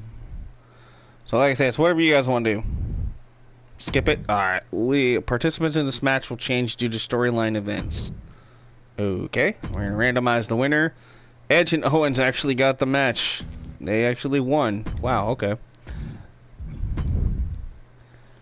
Alright. Well, we're gonna head over to SmackDown. But if you are just tuning in or you didn't get to see at the beginning, this is what you missed. Randy beat Dominic. Wesley beat Drew, which we skipped that one. Shotzi got beat by Stacy thanks to Mandy Rose. I played as Hurricane and I beat Odyssey Jones, surprisingly. We watched Robert Roode defeat Jordan Devlin. We did not get to see Shelton Benjamin versus Cross because Grand Metalik beat the crap out of Shelton. We saw Cena tap out Samoa Joe and then The Fiend showed up. Hardy just got a huge victory over The Undertaker, and Edge and Owens beat Gibson and Drake. Alright, let's head over to SmackDown, shall we?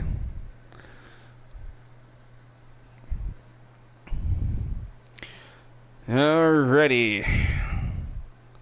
And we're just going to go ahead and start this, and then we'll take a look at the match card. So, see, I don't even know what's supposed to happen. We're going to find out together. It's a surprise for everybody.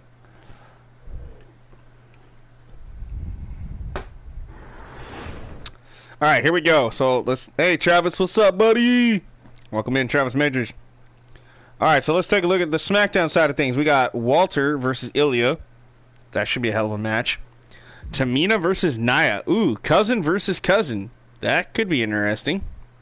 Tatum Paxley, alright, taking on Persia Parada. That could be a good one. Kyle O'Reilly versus Duke Hudson. Okay. Hit Row versus Pete Dunne and Ridge Holland. The Brawling Brutes. Natalya versus Xia Brookside. That could be interesting. Ronda Rousey. Ooh, here we go. Ronda Rousey versus Kaylee Ray. Ooh, okay. Cesaro versus Cody Rhodes. And main event is Liv Morgan versus Cora Jade. Damn. That's actually not a bad card. Alright, so do you guys want to see Walter and Ilya go at it again? Or do you guys want me to play as one of them? You guys want me to play as this one? Alright. We'll play it. So am I playing as Ilya this time, or am I playing as Walter? Let's not forget you got Marcel Barthel and Fabian out there. Travis says play as well. Alright, thank you guys. But who am I playing as? Or do you guys want me to choose? Walter. Alright. I'll play as the Intercontinental... Actually, no, he's not Intercontinental Champion anymore. That's right. Kyle O'Reilly beat him at our last pay-per-view. That's right. So Walter is not my IC Champion anymore.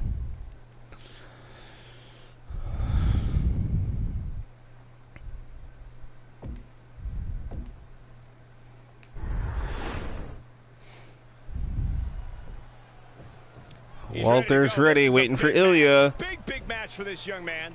Could find his way in title contention with a. Oh, what the hell is this? Look like he's ready for Boo! No, not at all. He can't compete, so who the hell do I face then?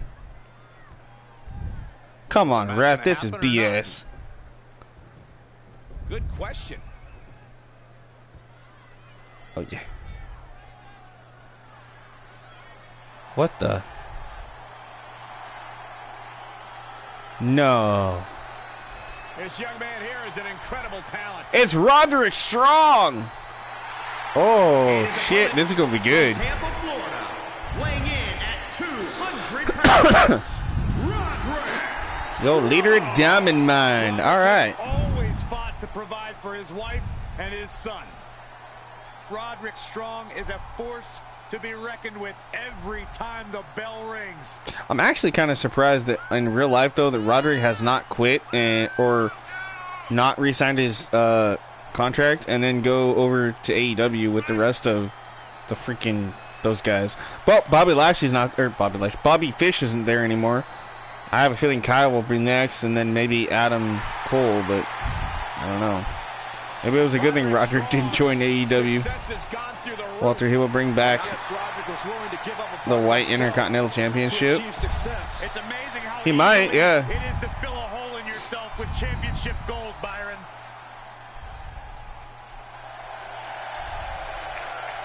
Walter, right? Roderick Strong doing good by himself. Yeah, he is actually. All right, here we go. You guys chose for me to play as Walter. Let's see if I can do this. It'd be embarrassing if I lose, but then again, it's Roderick Strong. What do you do here? I was gonna say, no way am I gonna lose that quick. At least I hope not. Catches the kick. Takes him down. Roddy is closer to retirement. Maybe he can land a sweet job as a trainer, right? Yeah, he is getting up there too. Up and driven down with a jackhammer. And Walter thinks he's Goldberg. Okay. There you see Giovanni Vinci and Ludwig Kaiser on the outside of Imperium. Brash decision making there proved to be extremely detrimental. Can you recover from such an error? You have to wonder. Heads out of the ring, but needs to be mindful of the referee's count here. Snap suplex. When you're taking on Roderick Strong, how do you counter his incredible Come on, Roddy. What do you got, buddy? Which lets him keep going at top speed deep into a match. You need to attack Strong's core and try to strip him of that advantage. The more hurt you can put on his back and abs, the harder it'll be for Strong to catch that second win. Look at him. Pride and poise personified. Come on, Roddy.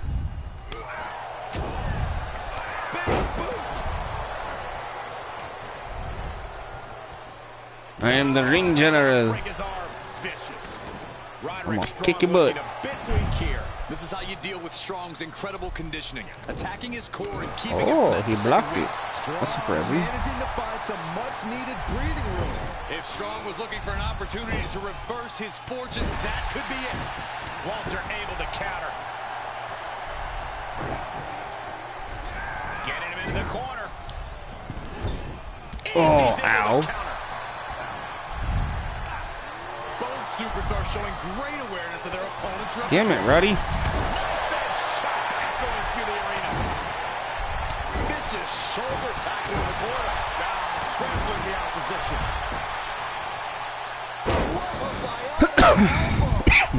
Pardon me. Carefully placed stop to the arm. Come on. Come on. There you go. Come on, Walter. Get out of the corner. Each superstar trying to stay a step ahead.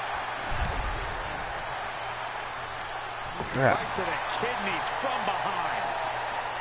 Oh. You can see the depth of Strong. Dude, that can't do nothing, guys. Uh-oh. It's not good. Like this. Hooked up. There we go.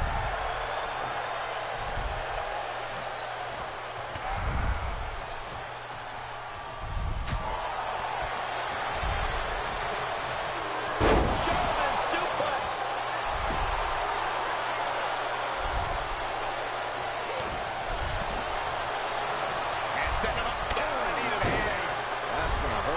He's struggling a bit here. Come on, Roddy, what do you got? It's not a bad condition to be in at this point in the match. Well, that was dumb. That was even dumber. Dang it. No. Ow.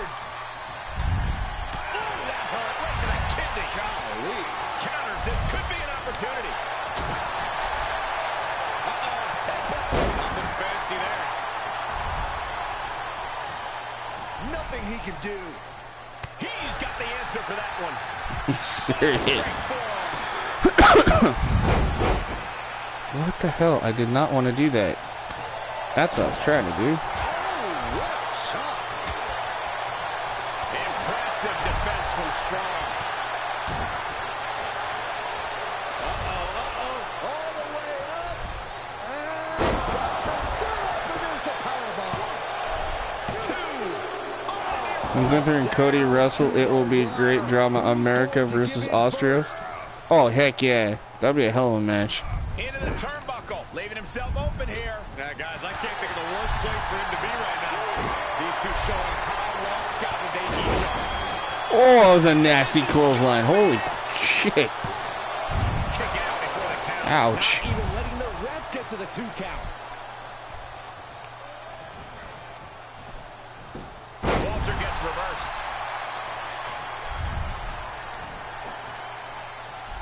Able to counter.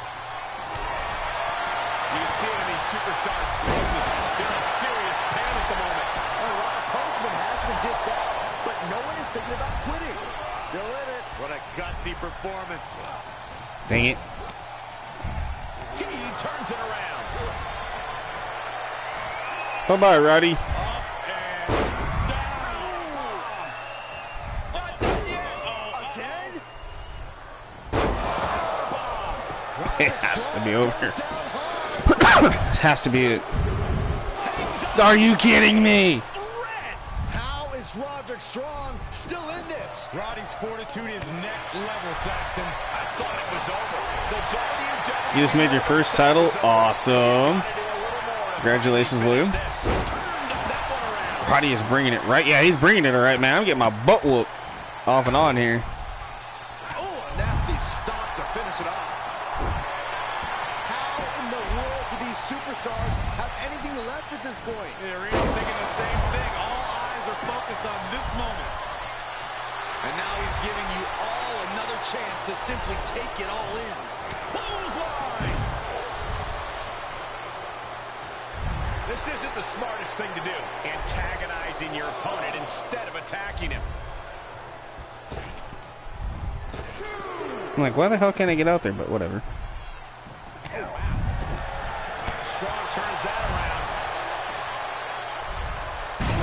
Oh! And he could pin his opponent. Ow. It's over. A defiant kick out after one. He refuses to stay down. Pure. Strong's got Oh, no, no, no, no, no, no, no, no, no, no. No, no, no, no, no, no, no, no, no, no. Reverse, reverse, reverse, reverse. Ah, crap! I didn't have any reversals. Oh, man. Nope. I tried, guys. And once he hit that, I'm like, yep, I'm not getting out of it. Damn it. Here is your winner. Ah, I boo-boo. That's okay. Damn it, damn it, damn it. I had it beat there, too, after those triple power bombs. I really thought I did, but I guess not. In his wake.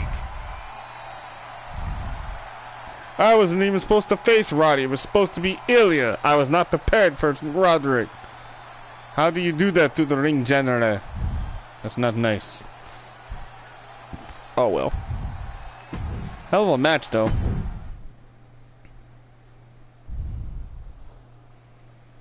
Alright, let's see our next match. Up for you guys to choose. Bum. It is Tamina versus Nia. Imperium is so sad. Alright, Daryl, have a good night, buddy. I appreciate you popping in tonight. Thank you as always. We'll see you next time. Alright, so, well, I guess nobody else is gonna. What do you guys think? Do you want to see Tamina and Nia, cousins, go at it? Could be interesting, I guess. Or do you want to skip it and then we'll go to Tatum Paxley versus Persia Pirotta? Let me know in the comments, guys, what you guys want to do.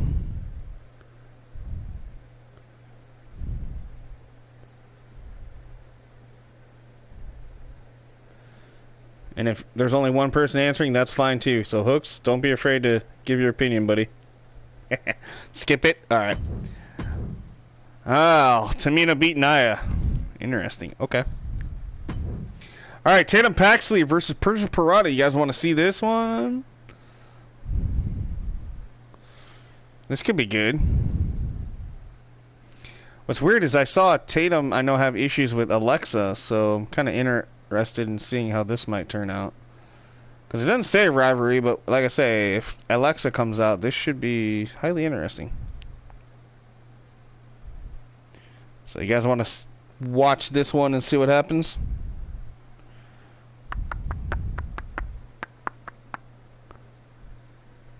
It's weird if something like my phone kept going off, but I guess not. Ow. Let's do this. I want to see the creations anyway. Right, and I appreciate that. Yeah, when you guys don't get to always see the creations very often, so this should be good. Tatum Paxley, Persia Pirotta. To be honest, this is actually one of the better Tatum Paxleys. At least it kind of has her face. And the Persia Pirotta actually doesn't look bad either, but I just wish there was more women cause of actual real life people out there, because sometimes you might have the right face, but the rest of it looks really bad, and then sometimes the rest of it looks good, but the face looks bad. Like, it's just, and I hate having to, like, piece the characters together myself, but, nah, I think these two look pretty good. Let's see how they do in action, though. Tatum Paxley, Persia Pirotta, here on SmackDown.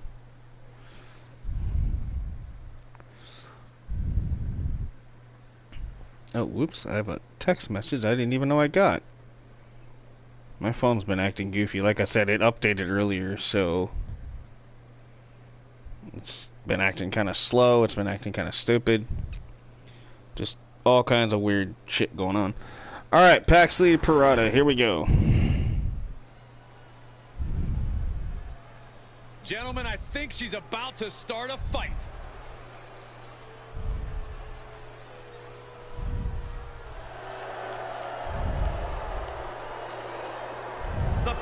Oh, it actually even has her tattoos. Oh, that's cool. One fall, making her way to the ring from New York, Taylor Max Lee. Take a look at the talent in competition here. You can see exactly why the WWE Universe is so amped up for this one.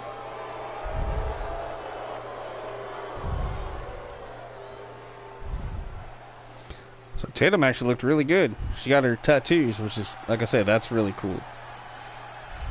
I mean, granted, the one on the leg looks a little goofy, but you gotta understand the logo placement. They can only let you get away with so much. So Persia Pirotta, y'all remember her? She used to come out with Indy Hartwell for a while.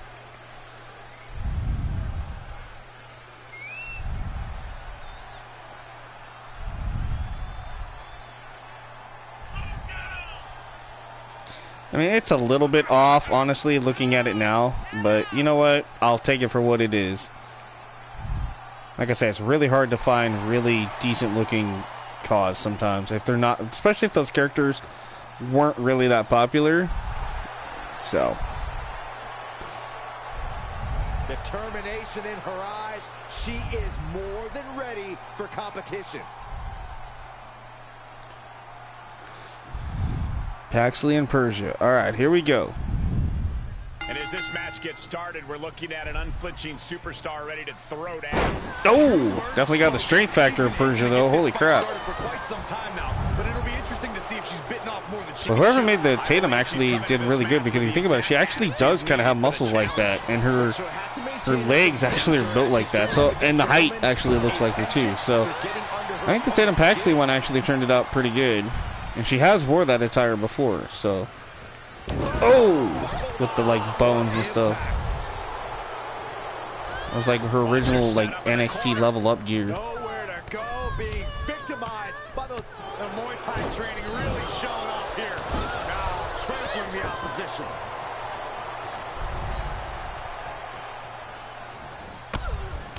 Cinches up the arm and a kick lands. Now, like I said, it was weird. The last episode I did, and we had SmackDown, Alexa Bliss came out and got in the face of Tatum Paxley. I don't know what the hell that was about. I've seen Persia wrestle before. She goes potential with her size for sure. Yeah, it sucks, but she's not in WWE anymore unless WWE brings her back. But yeah, Persia was doing good there for a while. Tatum Paxley's still a little new. She was on NXT Level Up there for a while. Now she's on NXT 2.0, and she's tag teaming with Ivy Nile from Diamond Mine.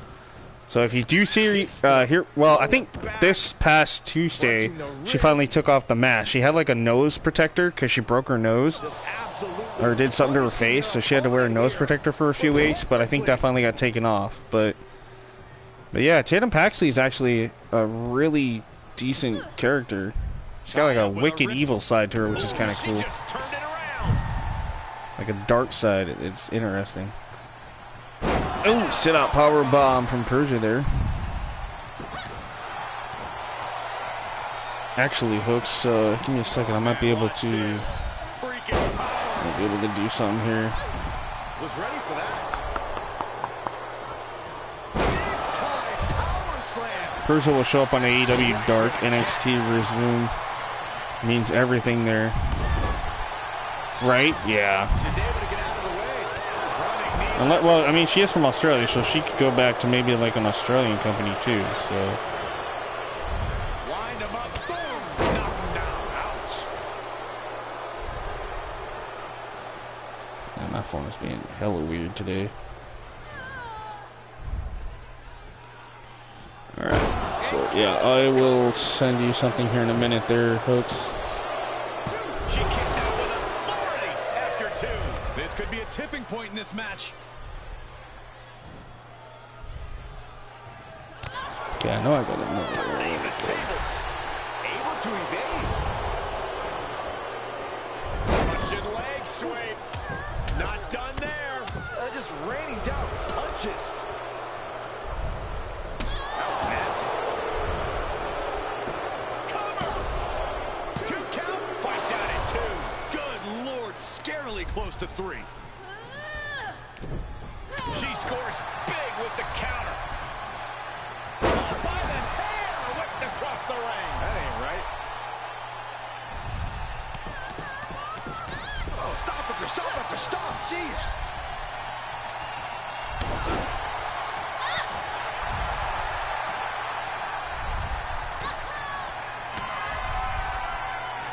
Up into the electric chair.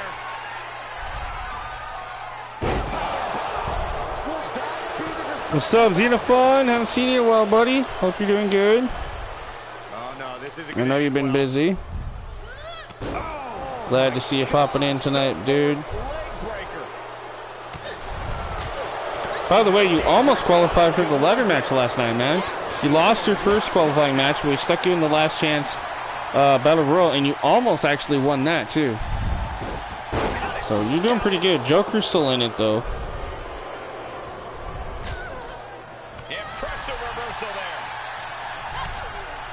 Oh, look at this suplex. Oh, you were sick. Oh, no. I'm sorry. That's not good.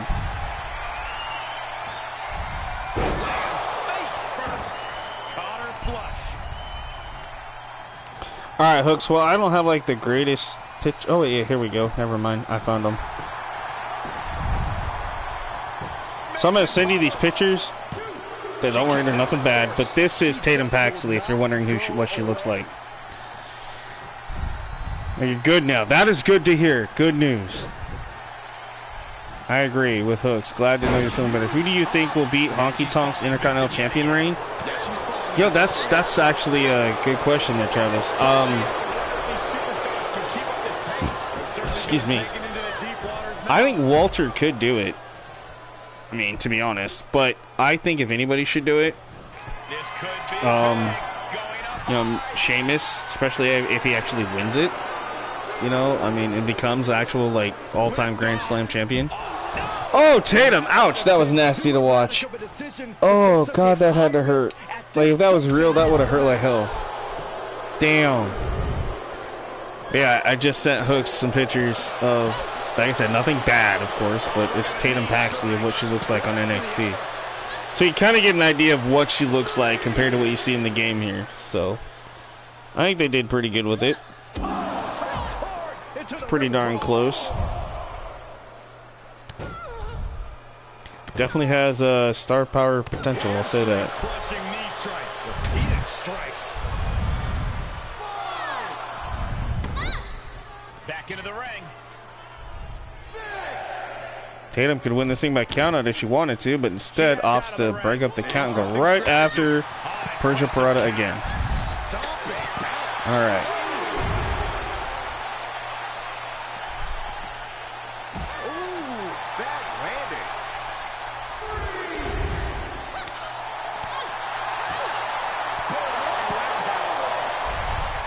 Looking for the single leg for the DDT. Yeah, I got your new look. Yes. Yeah, it was last night's episode of Level Up. Yep. Yep, you had 2 matches last night, technically. It was a crazy replay, dude. Like, you'll have to watch that from, like, start to finish. Not even just your matches. Like, I think you're going to be highly impressed because we had Akane, we had Felicia was in a match as well. Like, there's a lot of great stuff, dude, so you're definitely going to want to check it all out. Right hooks, exactly. See what I'm saying? Tatum Paxley, yeah. Like, you know, not trying to be weird, but like she looks good. She's great in ring. So, yeah. And the plan was not to look like Roman Reigns. Yeah, I was gonna say, there was a few people that you will see that probably said that you look like Roman Reigns, like younger brother or something, or like Roman Reigns' son. Hey, you know what?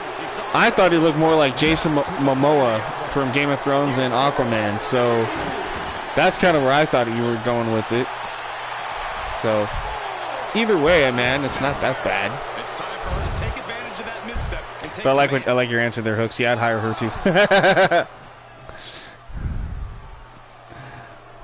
She'll take things into the ring. I mean, I'd hire Persia if you know, obviously too. I mean, she's good. So am I Samoan now? No, Xenophon, you're not. It's just, you know, it's just kind of the face. I think the face and the hair. The face, the hair, and the beard, for some reason, it just gave off the vibes, I guess, to people, and that's just kind of what they thought you were going for. And I'm like, no. I think you were going after, like, an old, not necessarily Viking, but like an old style fighter, you know, warrior type thing, and that's, you know, that's where I got out of it. It's like Joker was supposed to have a white gimmick, and he ended up coming out green, so kind of fits the whole Joker vibe, I guess. Either way, it works. She starts to rise back up, but does she know where she is? Set up for a second time. It's been a hell of a women's division match here on SmackDown. Oh! Ouch. Persia going for the cover. Tatum Paxley in trouble here. 1, 2. Wow, Persia beat Tatum Paxley. Wow, okay. Impressive victory here tonight on SmackDown for Persia. Yeah, my new look definitely looks way better. It took me a while, though. Oh, yeah, I bet. Like I say, I liked it. Hell of a match between these two.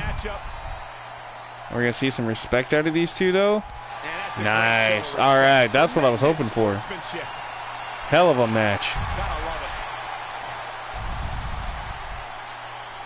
Hey, they got a 4-star match out of that. That's not bad. That's good.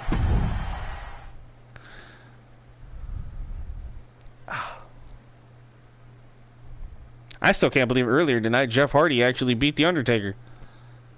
Like, that was weird. Alright, up next, we got Kyle O'Reilly, the Intercontinental Champion, versus Duke Hudson. Now, do you guys want to watch that one, or are we skipping it? What do you guys want to do?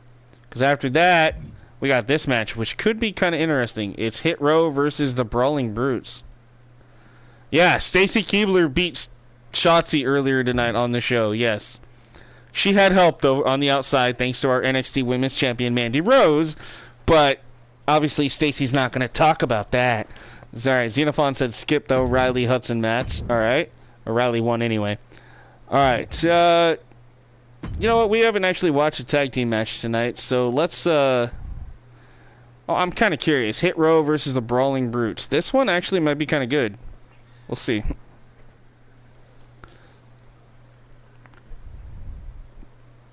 I know I'm cheating on my favorite drink, Mountain Dew, tonight. I decided to go with something different. Instead, I got root beer. Caffeine free, but you know what? It tastes good. And not just that, I don't want to have a bunch of caffeine and be up till 3 in the morning, so I've been doing that way too much lately, and I kind of need to, it's messing up my sleeps. I keep wanting to sleep a lot during the afternoon. Hence why I haven't been able to get a lot of stuff done behind the scenes for TCW, so I need to start trying to not do that all the time. Call her the Persian Piranha. That would be cool, actually. The Persian Piranha. That actually would be kind of a cool gimmick.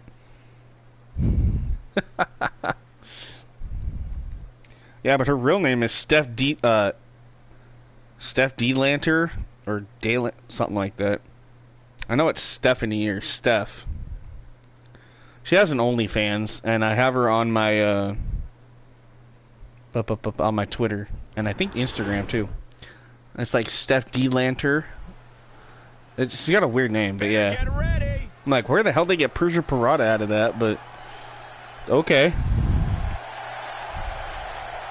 The following contest is a tag team match scheduled for one fall. On the way to the ring, at a combined weight of 529 pounds. You are looking at a team that delivers a tag clinic every time they compete. Ladies and gentlemen, here we go. It's Ashanti the Adonis and Top Dollar. It's Hit Row. And yes, I do have B-Fab and Isaiah Swerve Scott as well, but B-Fab is, you know, I can't actually wait to see her in action in my game. That would be cool to see B-Fab. She is supposed to be fighting eventually, but whenever the game decides to put her in a match, I guess. That's right, Hit Row now back with Swerve in my universe. He got called up from NXT to SmackDown to join Hit Row. Those calls look sick, though. They look just like Ashanti and Top Dollar. I mean, that's really cool. All right, taking on the Brawling Brutes, Ridge Holland and Butch. The feeling, the electricity in the arena right now is unlike anything I've ever felt in quite some time. This match is gonna be good. That's cool. I actually found an alternative version of Pete Dunne, an alternate attire. So I found the Butch attire. I was like, yes, I can make him look up to date a little bit.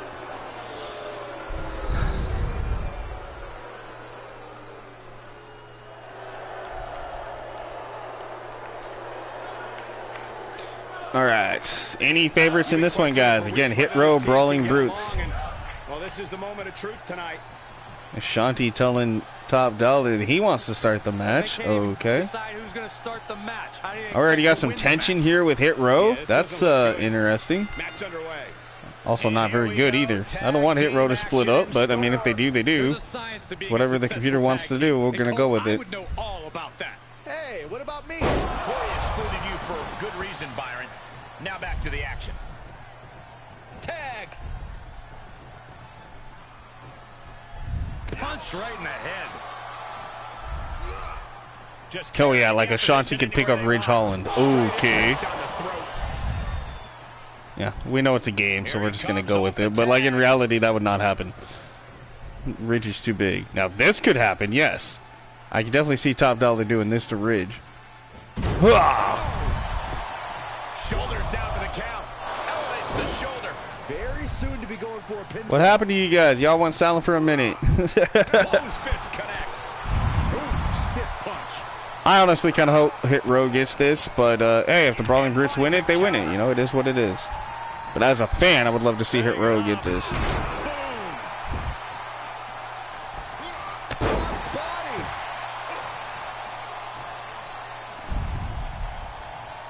There's the tag.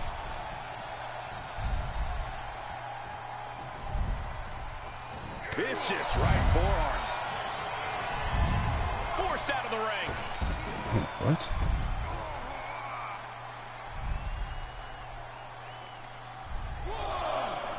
You okay? Yeah, that's an interesting Truly feeling it pin. right now, as well he should.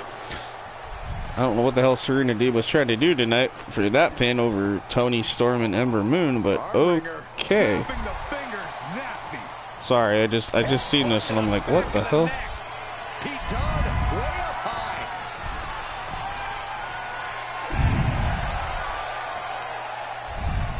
Up high. Diving hammer strike. Legs caught. Oh, look at this. Takedown. Grabs the leg. Look at this. He just tossed the leg. He gets tagged in.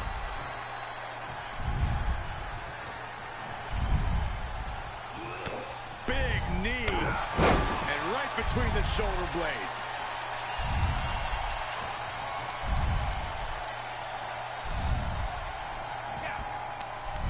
Powerless position to be in right now. Huh, I did not know this. So a friend of mine who I've known since she was really little, well, kind of a friend of mine, I did not know she had this like really sick tattoo piece on her back. She's posted on her Facebook. I'm like, for all these years you never told me you had a giant ass skull and a really cool rose on your back? Like, seriously? Oh, dude, they're like call-worthy tattoos. They're amazing. Hooks is saying I gotta go with Butch. I'm actually glad they're keeping that since they established Butch was his nickname. Storyline continuity, right? He's tagging out. I mean, I do kind of wish that they would call him Pete Dunne once in a while and then just use the Butch, you know, like you said, as like a nickname. What are we about to... Ooh, knee right to the head. But I do like that they are continuing with it, I guess. Charlie's horse. I mean, Sheamus always, you know, he calls Ridge Ridgie, so Ridgie and Butch Street slam. kind of makes sense, I guess. Top Dollar now taking in Shanti. I'm trying not to commentate, but it's like it's a bad habit not to. When you do it so much, it's like, damn it. And I need to stay off my phone. Like, I keep getting all these like texts and stuff from WWE and Twitter and Instagram and stuff like that and Facebook, and I'm like, I want to look, but at the same time, it's like, no, that's rude. I mean, it wouldn't be so bad if there was something we could talk about, but a lot of that stuff is just, or it has nothing to do with what we should be talking about, I guess.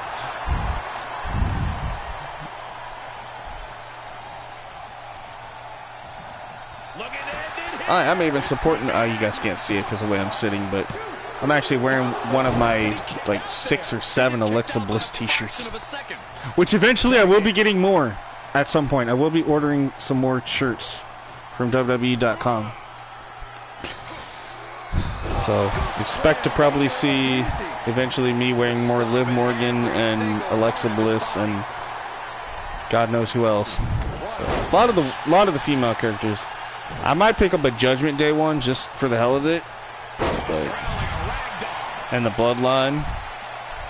We'll see. It all depends on what I can afford. But I do like WWE t-shirts, so. Like how Max Dupree has to slowly change back into LA Knight. It keeps the stories going, right? I think the only way they're going to do that is they need to have Maxine take over that whole thing with Massey and Mansoor. And then, like, maybe LA Knight, I don't know, maybe Maxine turns her back on Max Dupree. I think that'd be like the only way, you know, sister turns on brother or vice versa. I don't know. I don't know how that's going to work out, but yeah, they definitely got to turn him back to LA Knight soon. Because he hasn't competed on the main roster at all, which is kind of sad. And they need to get Massey back from Mace. They need to just let him be himself. And Mansoor was better as Mansoor. Like, I don't know why they did that. It was like, dude, he was better as the guy from Saudi Arabia. Why did you change it to the runway model? It just, we don't need another Rick Martel. And we already had a good Rick Martel-like character with Tyler Breeze, and they fucked that up by the time he got released. And then they ended up giving some of his gimmick to freaking Austin Theory with the whole selfie thing, which that was dumb. Tyler Breeze should be the only one that ever got away with the whole selfie stick and all that. Like, Tyler Breeze's gimmick was amazing. And to be honest, if Tyler would have never had that gimmick, he would not have survived in NXT. And he said that. He said he went through like 6 or 7 character changes before he actually debuted the Tyler Breeze. He was on the chopping block. I remember him doing an interview once, and he said that he had no idea where to take his character.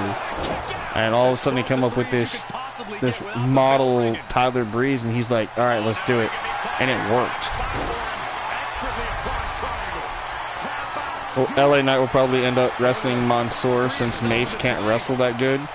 That actually makes sense.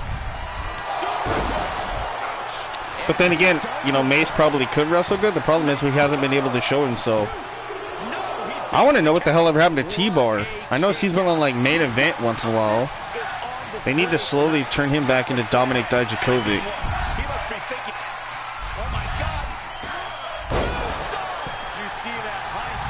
Hit Row could do it here. 2. Oh, that was close for Ashanti the Adonis. Ridge Holland's down. Ashanti back up. Butch is in trouble. Oh, went for the elbow. Nobody home. Butch playing possum. I just like the fact that, like, whoever made the alternate attire for Pete Dunne as Butch, it actually looks really good. The suspenders and everything, like, that's really cool. Tyler would work well under HBK and NXT if either side was interested in a comeback. Yeah, that'd be cool. I mean, it would. I never noticed, though, like, have you seen Tyler Breeze off TV without the makeup and stuff? That poor guy had some really bad acne and zits and stuff on, like, his back and stuff. How the hell he made it as a model on TV? I'm like, they had to really do a lot of makeup for him, I think. Well, it's like Emma. Emma actually has the same problem. She has a rare form of eczema, really bad, on her entire body in certain spots. And she has to have, like, a special diet and stuff. I remember her posting that on Twitter and Instagram, and I sent her a couple private messages about my condition, and she said, yeah, you know, you just got to control your diet. And with me, I had to stay out of the sun and, you know, watch my weight and stuff like that. And it was just kind of cool to have, like, that personal connection with somebody who was famous, you know, like Emma, Tennille Dashwood. I thought that was really cool. So I'm actually kind of excited to see her possibly coming back to WWE, knowing how she is dating, what's his name? Madcap Moss. So that would be cool to see her come back. But I really don't, like I said, I've mentioned this many times, I do not want Emma to come back as the bubble-popping dancing Emma. I want evil Emma. Like, I want the bitch Emma. That's what I want. I love that gimmick. Like, she'd step up to anybody and just give him shit, and, you know, it was great. This match, though, like I said, I've been watching this with you guys. This is a pretty good match, man. Right now, Hit Row is definitely in full control of this. Butch is in trouble. Ridge is really in trouble if Top Dollar hits this. 300-plus pound Top Dollar from the top. Oh, nice axe handle. Nicely done by Top Dollar. Nobody hotter than Top Dollar.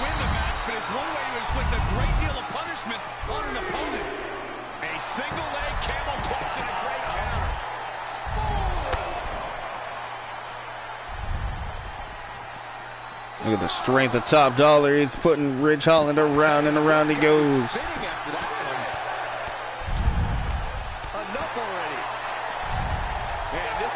Again, guys, I'm not playing this, so if they end up getting a double count out, it's not my fault.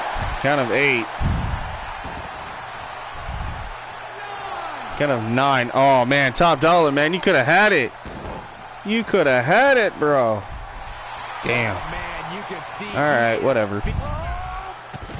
Oh, that was cool. Ridge Holland just flew. That was dope. That was dope. Still coming on the show, I did see we are supposed to have in our main event Cora Jade versus Liv Morgan. That should be good. They've had a rivalry going in my universe since I started this thing. I'm still a little bitter at YouTube and WWE for making me delete episode 6 of this series, because that was an epic freaking in-your-house pay-per-view with NXT. That was the entire, like, 3-hour stream was all NXT TakeOver. The damn thing got deleted because of WWE's copyright crap. Which now I found a way around it, but it just sucks. So, if you guys are wondering where that went, it went bye-bye. Nothing I can do to bring it back. But it is what it is. So, if anybody's following this series, you'll see it goes from episode 5 to episode 7.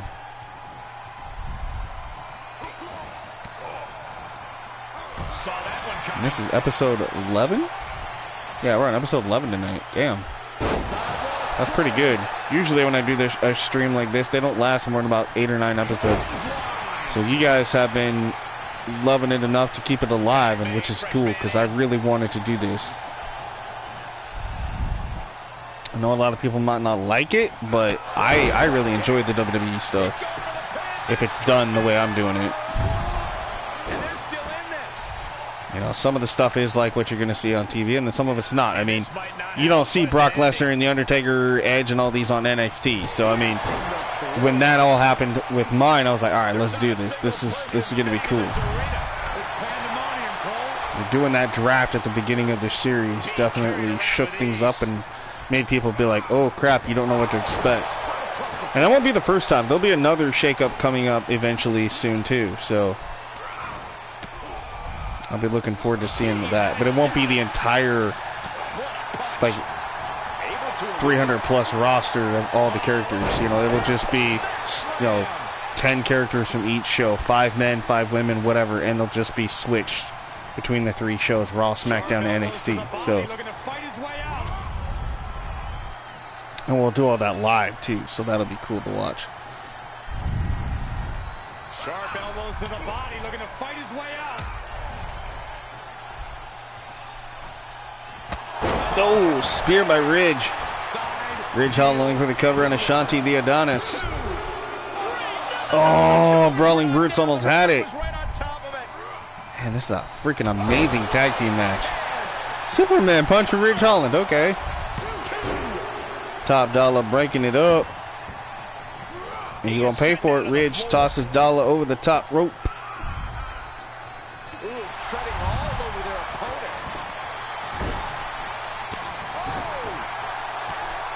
Butch on the outside going after Top Dollar. Meanwhile, Ridge Holland. Oh, Top Dollar's in trouble.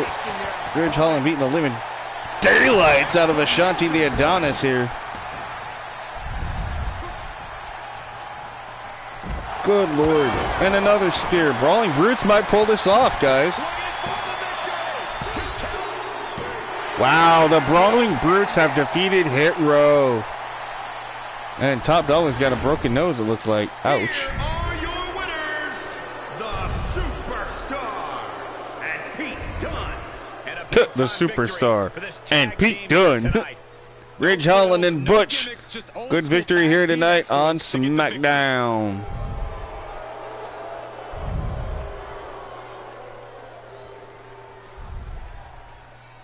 Damn, they got a 5-star rating on that. That's a crazy.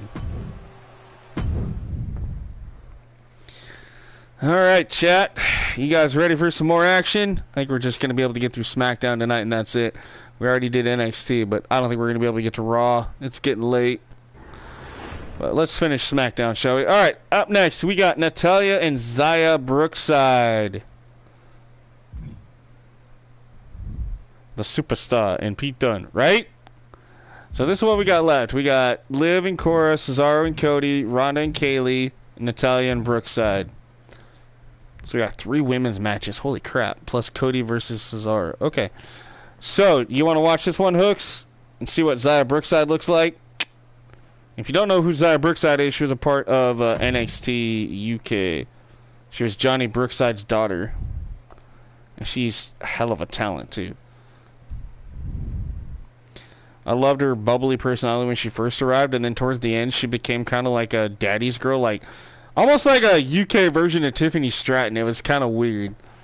All right, Travis and Hooks are saying watch. All right, we're gonna see Natalya, the goat, the boat, whatever you want to call her, taking on Xia Brookside. This should be good. This is Xia's debut match actually on SmackDown in my series. Yep, Robbie Brookside. She's adorable. Yep, Zaya. Yeah, she really is.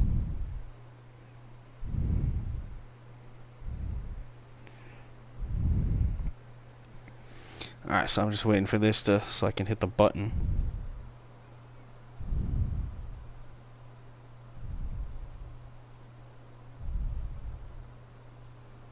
Alright, there we go. Finally.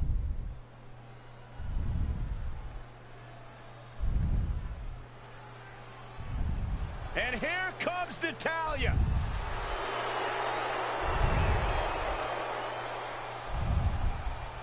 The following contest is scheduled for one fall. Making her way to the ring from Calgary, Alberta, Canada, Natalya! Product of the Hart family dungeon, carrying on the legacy of the legendary Hart family in sports entertainment. Natalya always ready to handle things inside the ring. Yeah, the daughter of Jim the Animal Neidhart, the niece of WWE Hall of Famer Bret the Hitman Hart. She's got the power of her father and the finesse of her uncle. Maybe the most respected superstar in the entire women's division.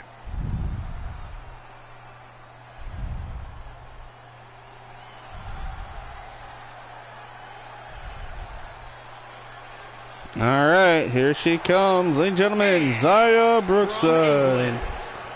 I'm betting Zaya has a spot already in the future NXT Europe or International or whatever. Oh yeah, I'm pretty sure. Look at the swagger on display. I'm hoping she does anyway. Swagger. Really, Saxton? You know, Sucks that they had to release her from NXT UK. I mean, they could have brought her over to the regular NXT, but that's okay. But Little Miss Brookside. It's like if you put Liv Morgan and Tiffany Stratton together, you would get Zaya Brookside. In a way. That's kind of what I get out of this character. That was actually a really good Zaya Brookside looking call too. Like, I never actually got to look at it, but to be honest, that actually looks really good. Hey, Lala Chan Network, welcome in. Welcome to our WWE series tonight. Yeah, I expect to see a side of her that we've only seen glimpses of. That's right, our current television champion in the house. Our Vortex Level Up Women's Television Champ. Coming from the well-respected Hart family. Hope you've been doing good over there. Yet Natalya does so with ease each and every time. All right, you're going for Natalya. All right, that's right. We got Natalya and Zaya Brookside here tonight on SmackDown. And again, I'm not playing this match. You guys chose to watch it, so we're gonna watch it and see what happens. We still got Kaylee Ray versus Ronda Rousey coming up after this. That'll be pretty cool to watch. We got Cody Rhodes versus Cesaro, and then our main event, which is kind of interesting, Liv Morgan versus Cora Jade for SmackDown. And that'll take care of NXT 2.0 and SmackDown for tonight. We're not able to get to Raw, but I will, honestly, though, we'll take a look at Raw's match card and see what's going on, but I'm not going to be able to stream it tonight, guys. It's just getting late. But exactly, I agree with Hooks. It is nice to see Lala Chin Network here again. It's been quiet and peaceful. Been to the hair salon. Nice. I bet that was a nice treat for herself. Heck yeah. I need to go to a hair salon. My hair has probably got to be about 2 or 3 inches long now. This is probably the longest it's been in a while. But I don't mind having long hair as long as I can comb it and brush it or whatever. But now I'm thinking about dyeing it again though soon. I want to get it like cut a little bit and then I want to dye it bleach blonde again. I haven't done that in a while. But I gotta be careful. If I bleach my hair too much, it'll start falling out. I mean, I'm already in my 30s, so I don't want to lose my hair just yet. Right, exactly, yeah. I totally agree with you on that one. Lighter hair. Yeah. And it does feel good. But with me, it's like I kind of want the longer hair, especially going into winter here soon. It'll help keep my big old butt warm, but then again, I got enough girth on me. And fat, I think I'll be okay. I probably got enough to even keep Santa Claus warm. Ho, ho, ho. You know, but But no, I definitely I'm hoping to keep the long hair for a while. As long as I don't start growing a mullet, I'll be alright. That's the thing I gotta keep working with. You dyed your hair red once and all of your hair broke off? Oh god. No, that would be bad. Yeah, the last time I dyed my hair, it was supposed to be like a darkish blue, a little bit darker than Xia Brookside's trunks. No, it came out like almost pitch black. Apparently my black in my hair really darkened the color. And then when it got lighter, it's weird because now it's grown out. It's like a copper color. Because I got red in my hair as well. It's like, damn it. Alright, Natalya. Teaching Xia Brookside how it's done here. Nice win for Natalya. A hard-fought victory.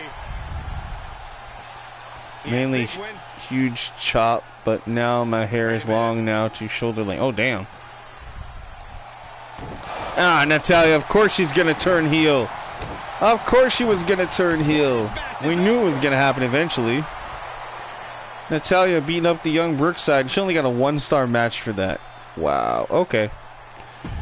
Damn. Was not I knew Natalya was going to do that eventually. Welcome back, Walter. Alright, you guys, so this is what we got left on the SmackDown side of the stream tonight. Give me just a minute. I know you guys can't see nothing. Okay, here we go. So again, this is what we got left to watch if you guys want to watch it, okay? Or we can play it, whatever. We got Ronda versus Kaylee Ray, Cesaro versus Cody, and Liv Morgan versus Cora Jade. So that's what we got left. So do you guys want to see Ronda versus Kaylee Ray? Or do you guys want me to play as one of those characters? Whatever you guys choose. Or we can skip the match, that's fine too, but that's up to you guys. I'm letting you guys choose what we do. This is a very fan interactive series most of the time. Lala says Ronda for the win. Okay, so in other words, you want me to play as Ronda Rousey to guarantee a possible win. Not saying I'm gonna win, but it's about 80% chance I might win it.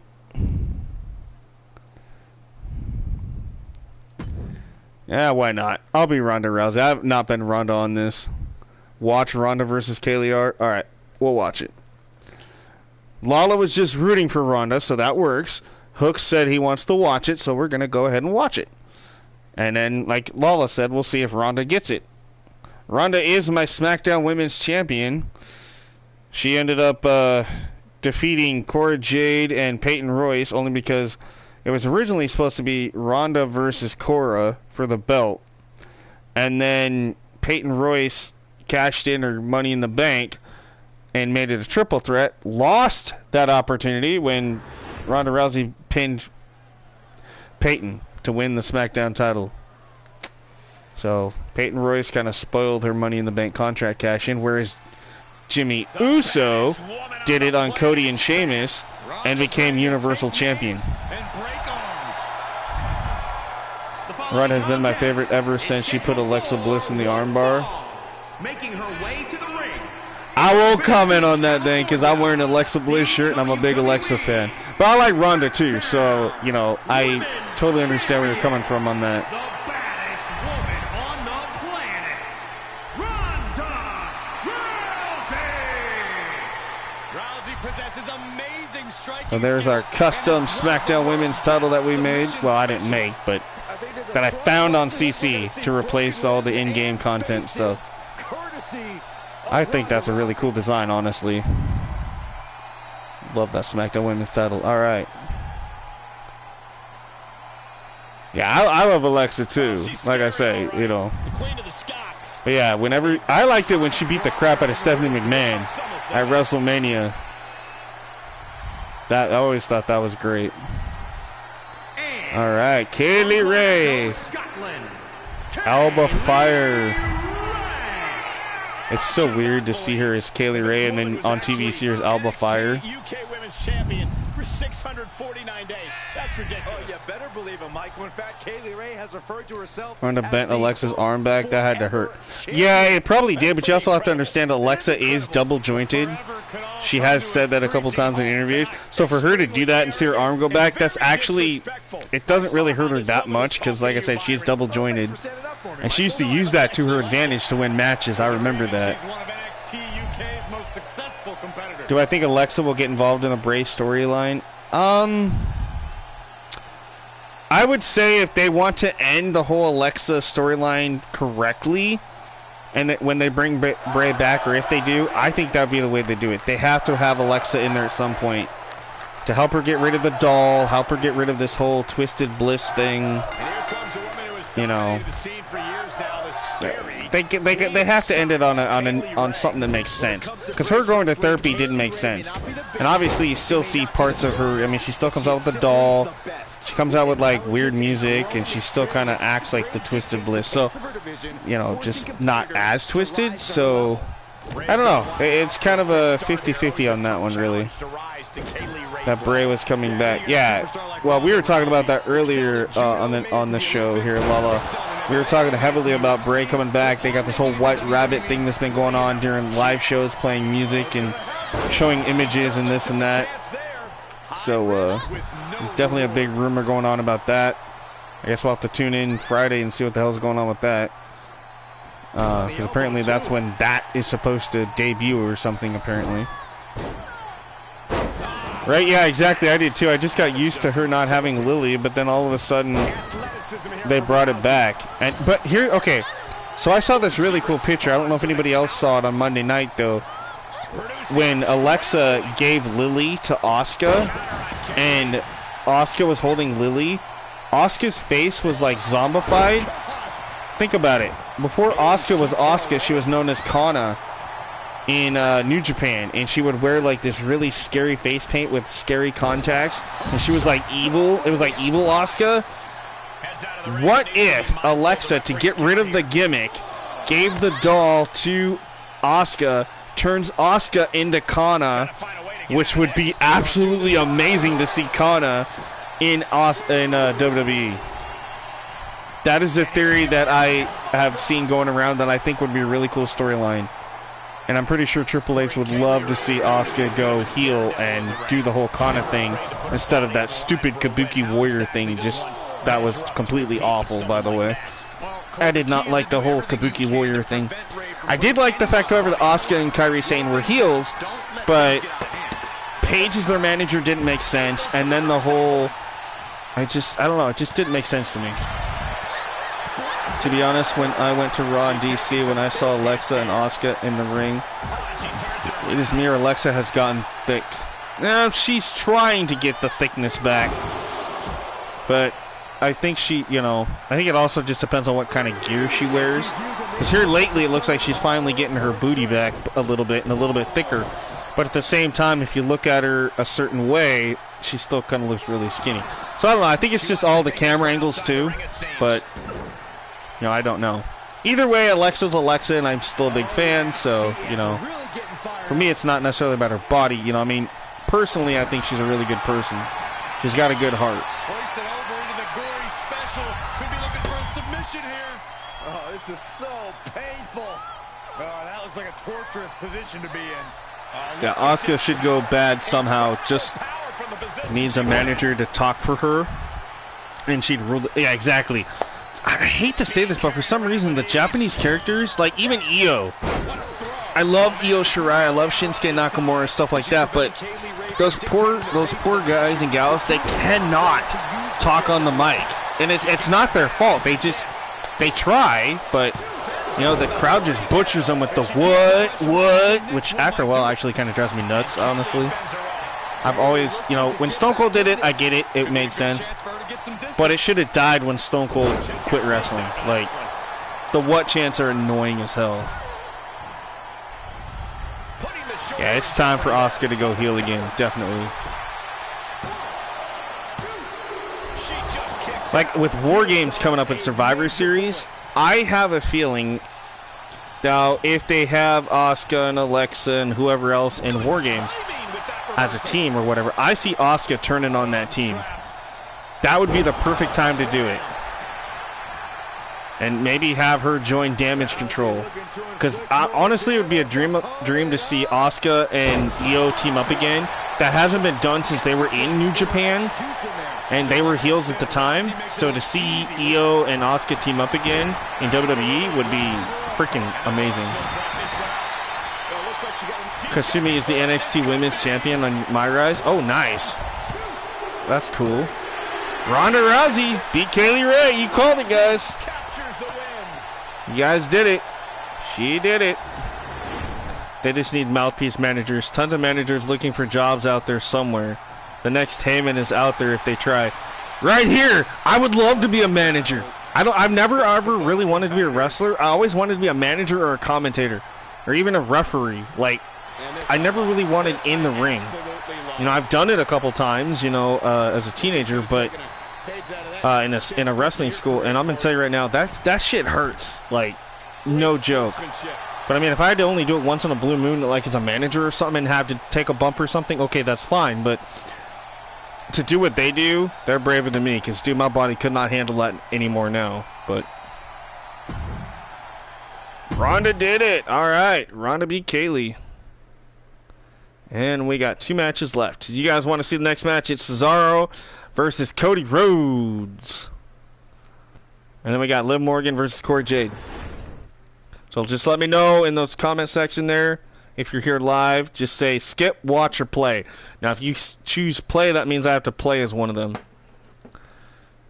For 2K22, the women get bruised. Right? Yeah, which is really cool. Well, the men do too, to an extent, so... I want to see extreme and more blood in Survivor Series War Games, right? Alright, Lala says watch. Alright, we're going to watch Cesaro versus Cody Rhodes. William said the same thing. Alright. It should be good. This actually should be really good.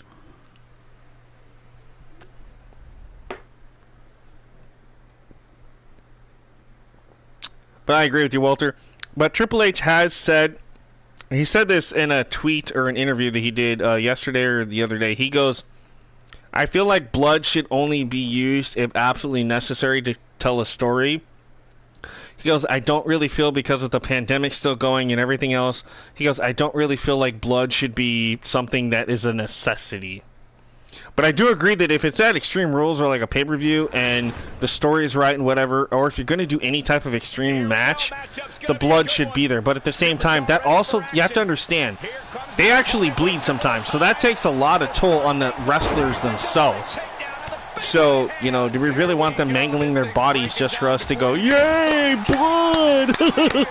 Not really. But I mean, it would be nice to see once in a while if they did it right. But I agree with Triple H. You know, you got to keep eye on your health of your employees. So I'm kind of 50. Like I said, I'm kind of 50-50 on that. I would love to see it, yes, but at the same time, I look at it from a health perspective too, and it makes sense. Sucks, but it makes sense. All right, Lala's saying Cody Rhodes for the win here. All right, that's right. Coming back at Survivor Series. Also, it will push 2K to put War Games right. Yeah, if they don't put War Games in 2K23, you damn sure guarantee there's going to be a riot on their hands. Because we've got no news about 2K23 yet, and here it is, almost October. Like, usually they start talking about this stuff around SummerSlam, but with the new scheduling, I have a feeling we might hear something in November around Survivor Series. And then we'll hear more probably around, I'm thinking, Rumble in January. And then obviously they'll release it in March around WrestleMania. That's kind of how the new form of their scheduling is going, which, you know, makes sense. So Cody really revamped himself when he came back. I was surprised. He looked really fit and focused. Yeah, he did. You know, and he carried that over from when he was in AEW too. I mean, when he left AEW, he was in really good shape and focus. So it didn't really take him long from AEW to WWE to transition himself, you know. And the fact that he was able to use the same gimmick in AEW and everything else, I mean, it was kind of just like, when was he going to debut at the time? But Yeah, well, it isn't even just a bruise. The fact that he literally tore his pec off his chest, like, and still wrestled a like 30-40 minute match inside the cell. The guy was nuts, man. I would not have done that. I would have been like, I'm going to get this fixed. I just hope that he comes back soon. People are saying probably Survivor Series. That would be a good point for him to come back. But honestly, if I was Cody, I would really surprise people. And as much as this sucks to say, not come back until Rumble in January. You know, that would be the perfect time to bring him back. Ladies and gentlemen, I think Oh, here's a glitch. round and around and around we go. You have a feeling his daughter will join AEW? I don't know. We'll have to wait and see. Human at this point. Royal Rumble return, you nailed it. Yeah, I definitely see Cody coming back at the Rumble and winning it and then going on to Mania. I mean, it would make sense. It is locked in way too tight. There is no escape. I always have to laugh at some of the glitches you see in this game. And that big swing by Cesaro, that was kind of funny. I'm just glad it corrected itself, though. Cesaro's offense.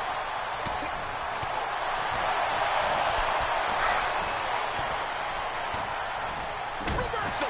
Can he take advantage? Alright, so Cody could pull this off. Cody is, in my universe, a former Universal Champion. Again, he held the title, was defending against Sheamus at our last pay-per-view that we had here on the channel.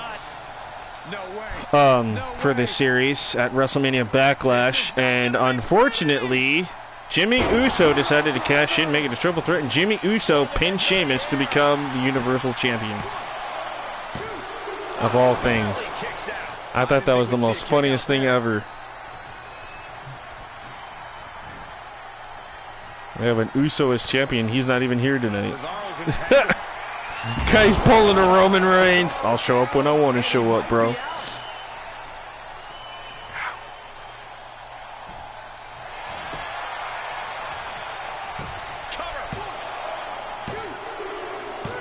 Cody Rhodes did it. He beat Cesaro. You guys called it. Way to go, guys. Here is your winner, Cody Rhodes. Crowd, when he's eliminated from the Rumble, the winner will get so much heat. Oh, yeah. Swiss Superman just met his mortal weakness tonight. There you have it. Your winner, the American Nightmare, Cody Rhodes.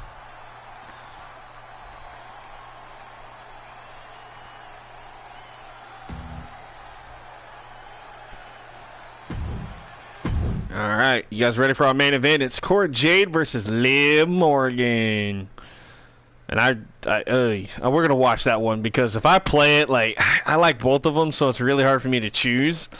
So we're gonna watch and just see what happens. I have a feeling somebody else is probably gonna get involved because it does say rivalry match. So we shall see what happens. Thank you, Lala. That's exactly what we're gonna do for sure, for sure. Lala saying Liv for the win. All right. I'm a big Liv Morgan fan, but I'm also starting to fall in love with Cora Jade, especially the heel Cora Jade. Like, she's been really impressing me lately. I wasn't really a fan of the whole, like, skater Cora Jade, really. I mean, she was all right, you know, she was cool, but I was like, nah, they need to turn her heel. So this is gonna be good. Cora Jade, Liv Morgan, right, Travis? I like them both. Like, I would love to see them even team up at some point. Like, that'd be dope too, but I was really hoping Cora Jade would join Toxic Attraction, but oh well. Alright, here we go. Now this is an alternate version of Liv Morgan, as you're seeing right there on your screen. And there's Cora Jade. These two got some bad history. Let's not forget, Cora Jade actually beat Liv Morgan in my first pay-per-view at Extreme Rules to become SmackDown Women's Champion. And then, like I said, Ronda was supposed to take on Cora for the belt at WrestleMania Backlash when freaking Peyton Royce came out, cashed in the briefcase, lost the opportunity, and let Ronda become SmackDown Champion. So Liv Morgan still has some bones to pick with Cora Jade here. Skateboards are fun for video games or or indie wrestling, but to be a WWE superstar, you should know how to skate. I mean, look at Darby Allin. The dude doesn't even really know how to skate. He just, like, slides down on it usually. Well, he used to. He doesn't really do that much anymore, though.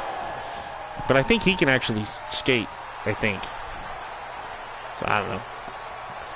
But Morgan and Cora. Oh! Ouch. Oh, this is a really cool version of Liv Morgan. I like whoever made this alternate attire for her. The tank, however, is money. Action figures and such. Yes, I agree. And that's why I kind of got a little upset when Shotzi's new Elite action figure does not come with the tank. It's like, how could you miss that golden opportunity to make money off of it? Because I, for one, would definitely buy it. I'm going to buy the Shotzi figure regardless, but because it's her first ever WWE figure. But the fact that it doesn't come with the tank just kind of was disappointing. I was like, really? It doesn't even come with the helmet. I was like, that sucked. I can't wait till we get a Cora Jade figure there. That'll be dope. Or like a double pack. You know what? They need a triple pack, actually, of Toxic Attraction. That would be cool. Now, I know we are going to get Toxic Mandy here coming soon. We're getting another Alexa Bliss. A Twisted Bliss. With the Lily doll. God, I think I already own like 10 or 11 Alexa Bliss figures, and they're all different. I even got some Chase figures that are really hard to find of Alexa, so it's crazy, man. My action figure collection is just insane. I just picked up a Ricky the Dragon Steamboat the other day that my uncle found. Mattel's been lazy, that's all. Right, Travis? Exactly. I know you collect them. But yeah, I just got that Ricky the Dragon Steamboat action figure. That thing is badass looking.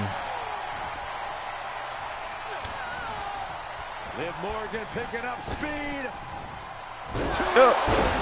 201 face breaker. Liv Morgan pulled this off. Oh, 2 count. Cora Jade kicks out. That was close. Liv Morgan again. Liv Morgan puts away the former SmackDown Women's Champion Cora Jade. Welcome back, TD Coco. Here is your winner, Liv Morgan. Like I said, we're not going to stream Raw tonight because it is getting late for me, guys. I do apologize. Otherwise, I would. But we are going to take a look at what's going on Raw for a future episode, for episode 12.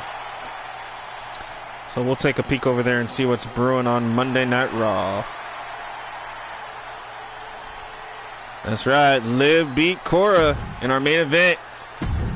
All right, so now we'll do a recap real quick of what happened on SmackDown here. So we're just waiting for this to load here.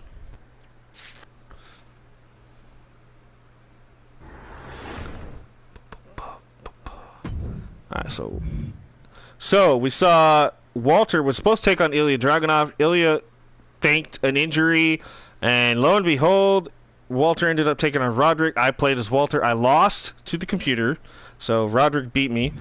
We skipped this one, but Tamina beat Nia. Persia Parada, we watched, beat the living daylights out of Tatum Paxley, but that was a hell of a match. Kyle O'Reilly we didn't watch, but it was Kyle, the Intercontinental Champ, defeated Duke Hudson. We watched the Brawling Brutes, Pete Dunne and Ridge Holland defeat Top Dollar and Ashanti the Adonis of Hit Row. We saw Natalya defeat Zaya Brookside. Ronda defeat Kaylee. Cody beat Cesaro, and we just witnessed Liv Morgan versus Cora Jade. So that's what happened on SmackDown, and we did NXT before that. So if you guys missed anything, go back and watch those as well. Okay, so we're going to go ahead and go to the Raw side of things and see what's cooking over there and take a peek. All right, so now we're in July. Okay, so I'm a little behind, guys. I'm working on it, though. All right, so this is what they want us to do. Now, I'm not going to start it, but let's take a look. It would be Riddle versus Ziggler. The Viking Raiders versus Trick Williams and Carmelo Hayes. Okay. Akira Tozawa versus Ezekiel. Okay. Finn Balor and Ember Moon versus Kit Wilson and Nina Samuels. Ooh, that could be interesting.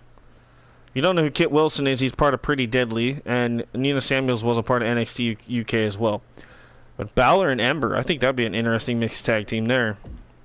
Santos Escobar versus Murphy. Ooh, that could be good. Rhea Ripley. Ooh, God. Here we go. Rhea Ripley versus Stephanie McMahon. You got your Raw Women's Champion Ripley taking on Stephanie. I have a feeling Charlotte will probably get involved in this one, unfortunately. Bobby Lashley versus Happy Corbin. Okay. Ooh, here's a good triple threat. Braun Breaker, Rey Mysterio, and Austin Theory. That's got a potential to be a good match. Main event, AJ Styles versus Braun Strowman. Oh, okay. That's not bad. But again, that'll happen on episode 12, guys. You know, unless the computer decides to change it, because sometimes that happens. If I shut down the game and come back into it, sometimes the matches change. But if not, we will kick off episode 12 with these matches here on Raw. So, and then we'll go to NXT and see what's going on. So that's what's coming up. Let's take a look at the calendar. So we're actually kind of right on track, actually, if you think about it, because in real life we're working towards Extreme Rules, which usually happens in July, but now it's in October, taking the place of Hell in a Cell. So that actually sounds about right. So we're right here. So this is what we got through. We got to get through all this to get to the horror show at Extreme Rules. And then again, we still got SummerSlam, TakeOver, Payback, Clash of Champions, TakeOver 31, Hell in a Cell, TakeOver Arrival, Survivor Series, TLC, Royal Rumble, which there should be another one right here, but there isn't. So I got to figure out. Yeah, it's supposed to be either here or right here. For NXT, I got to fix that. Royal Rumble, Vengeance Day, Elimination Chamber, Fastlane, and then Stand and Deliver in Mania. But Lala, are you still here? I don't know who's all still here. But let's take a look at our title situation here. Because I do have all custom belts now. So, again, NXT Champion Samoa Joe, NXT Cruiserweight Champion Wes Lee. So you can see the belts as well back there. NXT European Champion The Undertaker. NXT North American Champion Karrion Kross. NXT Tag Champions Mustache Mountain. NXT Women's Champion Mandy Rose. NXT Tag Champions Feroz and Leon. US Champion Santos Escobar. Women's Tag Team Champions Raquel and Aaliyah. We're no longer using the Women's European title for now.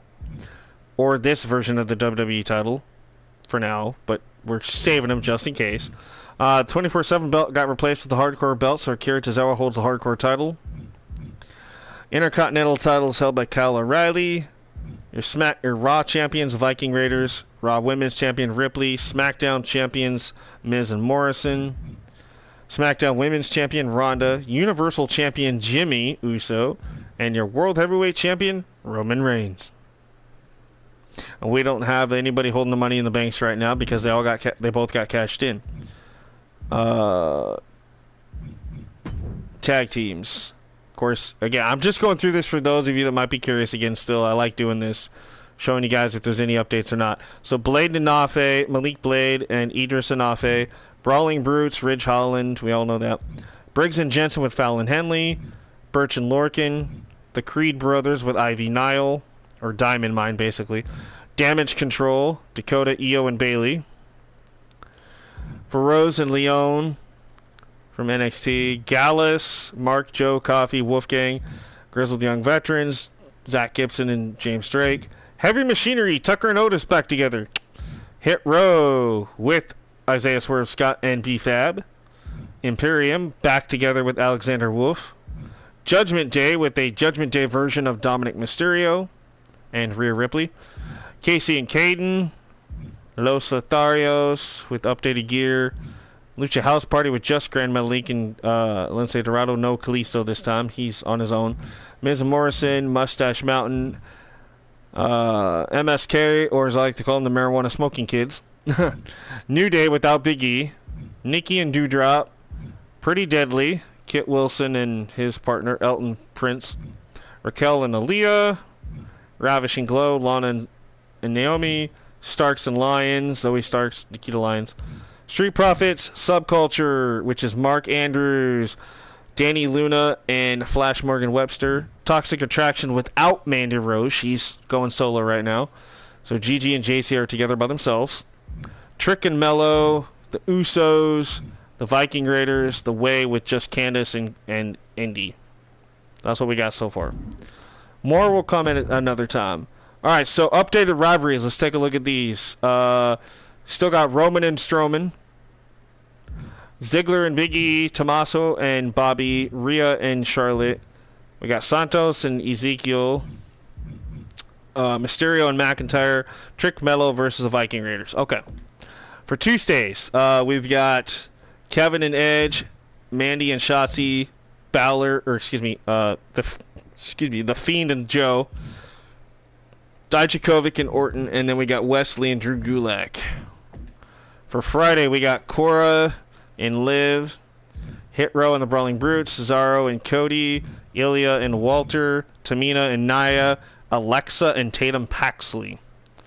And the ones we've already finished in this series are Finn and Undertaker, AJ and Mysterio. So that's kind of what we got here, folks. A lot of fun. If you guys want to see rosters, I have put those on other streams as well, so I'm not going to go through those tonight, but I mean, basically, I mean, I'm not going to go through the entire list here, but you can see some of the names, you know, Zelina Vega, Alyssa Leone, Zion Quinn, Xia Li, Xia Brookside, you know, a lot of the people that I wish were in the game, you know, Wendy Chu, Von Wagner, Veer Mahan, Valentina Ferraz. Actually, we'll just do it this way.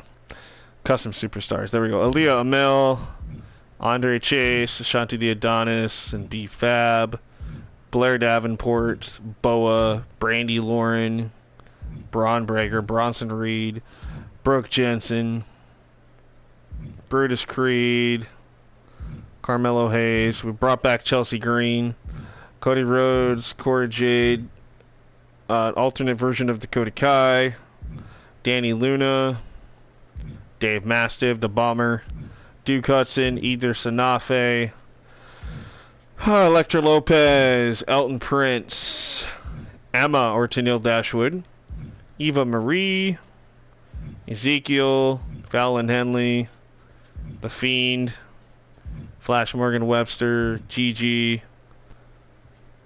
Grayson Waller, Ikemen Jiro, Isla Dawn, Ivy Nile, JC Jane, James Drake, Jenny, Joe Coffey, Joe Gacy, Josh Briggs, Julius Creed, updated Karrion Kross with hair, Caden Carter, Kit Wilson, Lash Legend, Madcap Moss, Malik Blade, Mark Andrews. I like Wendy, right? That Sleepy Hustle is a good way to start out getting noticed, right? Mark Coffey, Maxine Dupree.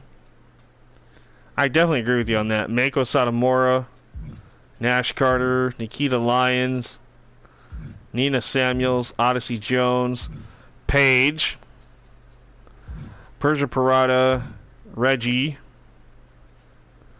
Ridge Holland, Roxanne Perez, Sarah Logan, we brought back Scarlett, playable Scarlett, Shanky, Solo Sikoa, Tatum Paxley, we brought back Ty Conti, Tiffany Stratton, Tony D'Angelo, Top Dollar, Trick Williams, Valentina Ferraz, Veer Mahan, Van Wagner, Wendy Chu, Wolfgang, Zaya Brookside, Zion Quinn, Ulyssa Leon, and Zach Gibson, Zelina Vega, Zoe Stark. Now there is others, but they're all alternate attires. So, oh god, let me see. How could I show you guys those? Let me figure out what would be the easiest way to show you guys the alternate attires for characters.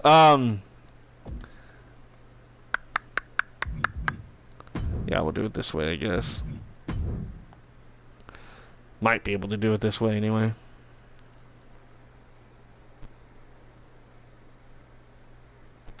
Yeah, I'll do it this way. I just won't be able to actually like click on it because it'll take forever to load it, but I can tell you which character has alternate attires. We know Ripley does, we know Liv Morgan does. But there's a few others I did. Bailey, Dakota Kai, Io. So like some of the alternate attires. Okay, Dana Brooks got one. She's got a blue and a pink one. Which is pretty good. Carmella's got an alternate gear. Rhea, Dakota, Liv, Sheamus, Fabian Eichner now is Giovanni Vinci, Io Sky. We got Dominic Mysterio with Judgment Day. Karrion Kross, obviously. Lacey Evans with the new gear. And there's a partner to the Dream Team, 2 Sleepy Chicks. That would actually be kind of cool, wouldn't it? Los Lotharios, Mandy Rose with the new Toxic look. Let's see who else. Oh, Alexa's new attire, kinda new Alexa Bliss. Scarlett playable. 2 different versions of Becky Lynch here for Big Time Bex. Raquel Gonzalez with a new look. Sonya's new look. Bailey's new look, obviously. Caden Carter, or excuse me, Katana Chance or Casey Catanzaro's new look. I think that's it. Yeah, that's it. So those are the only ones that got updates. Everybody else is, yeah. So yeah, okay, here you go. So your alternate attires will pop up here in a minute. Could have done it this way, would have been a lot easier. I didn't even know that was up there. So it'll just take a minute.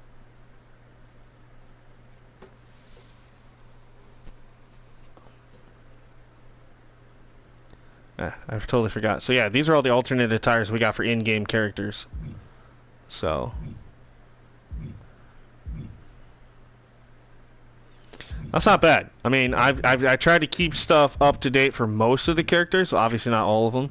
Just the ones I thought really deserved an update. You know.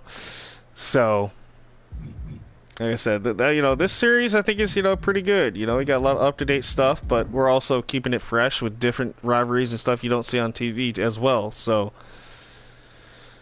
you know, that's why I think this is such a good show, and I really enjoy doing it for you guys. So, all right, you guys. Well, that's going to do it for us. Until next time, I am Brandon, a.k.a. Thriller. Thank you guys so much for being here. This is a Thriller 23YO production. This has been my WWE Universe Season 1. Well, I've probably done this many times, but I just figured since it's 2K22, we'll do Season 1, right? So Season 1, Episode 11. Thank you guys so much. We will have Episode 12 out as soon as possible. But until then, we got more TCW, COD Masters, and more coming your way shortly on the channel. So stay tuned, stay locked. Don't forget to like, share, and subscribe. Don't forget the notification bell so you don't miss anything as well. And keep thrilling and chilling. Be kind to yourself and each other. Thank you guys in the chat. Shout out to Hooks, Gaming with TD Coco, Lala Chan Network, Daryl, Jen was here for a while, and many, many others. Thank you all so much. I appreciate you all, Travis, as well. And thank you guys and gals so much. And until next time, I'm out. Have a good evening. And I'll see you here hopefully tomorrow. Bye-bye now.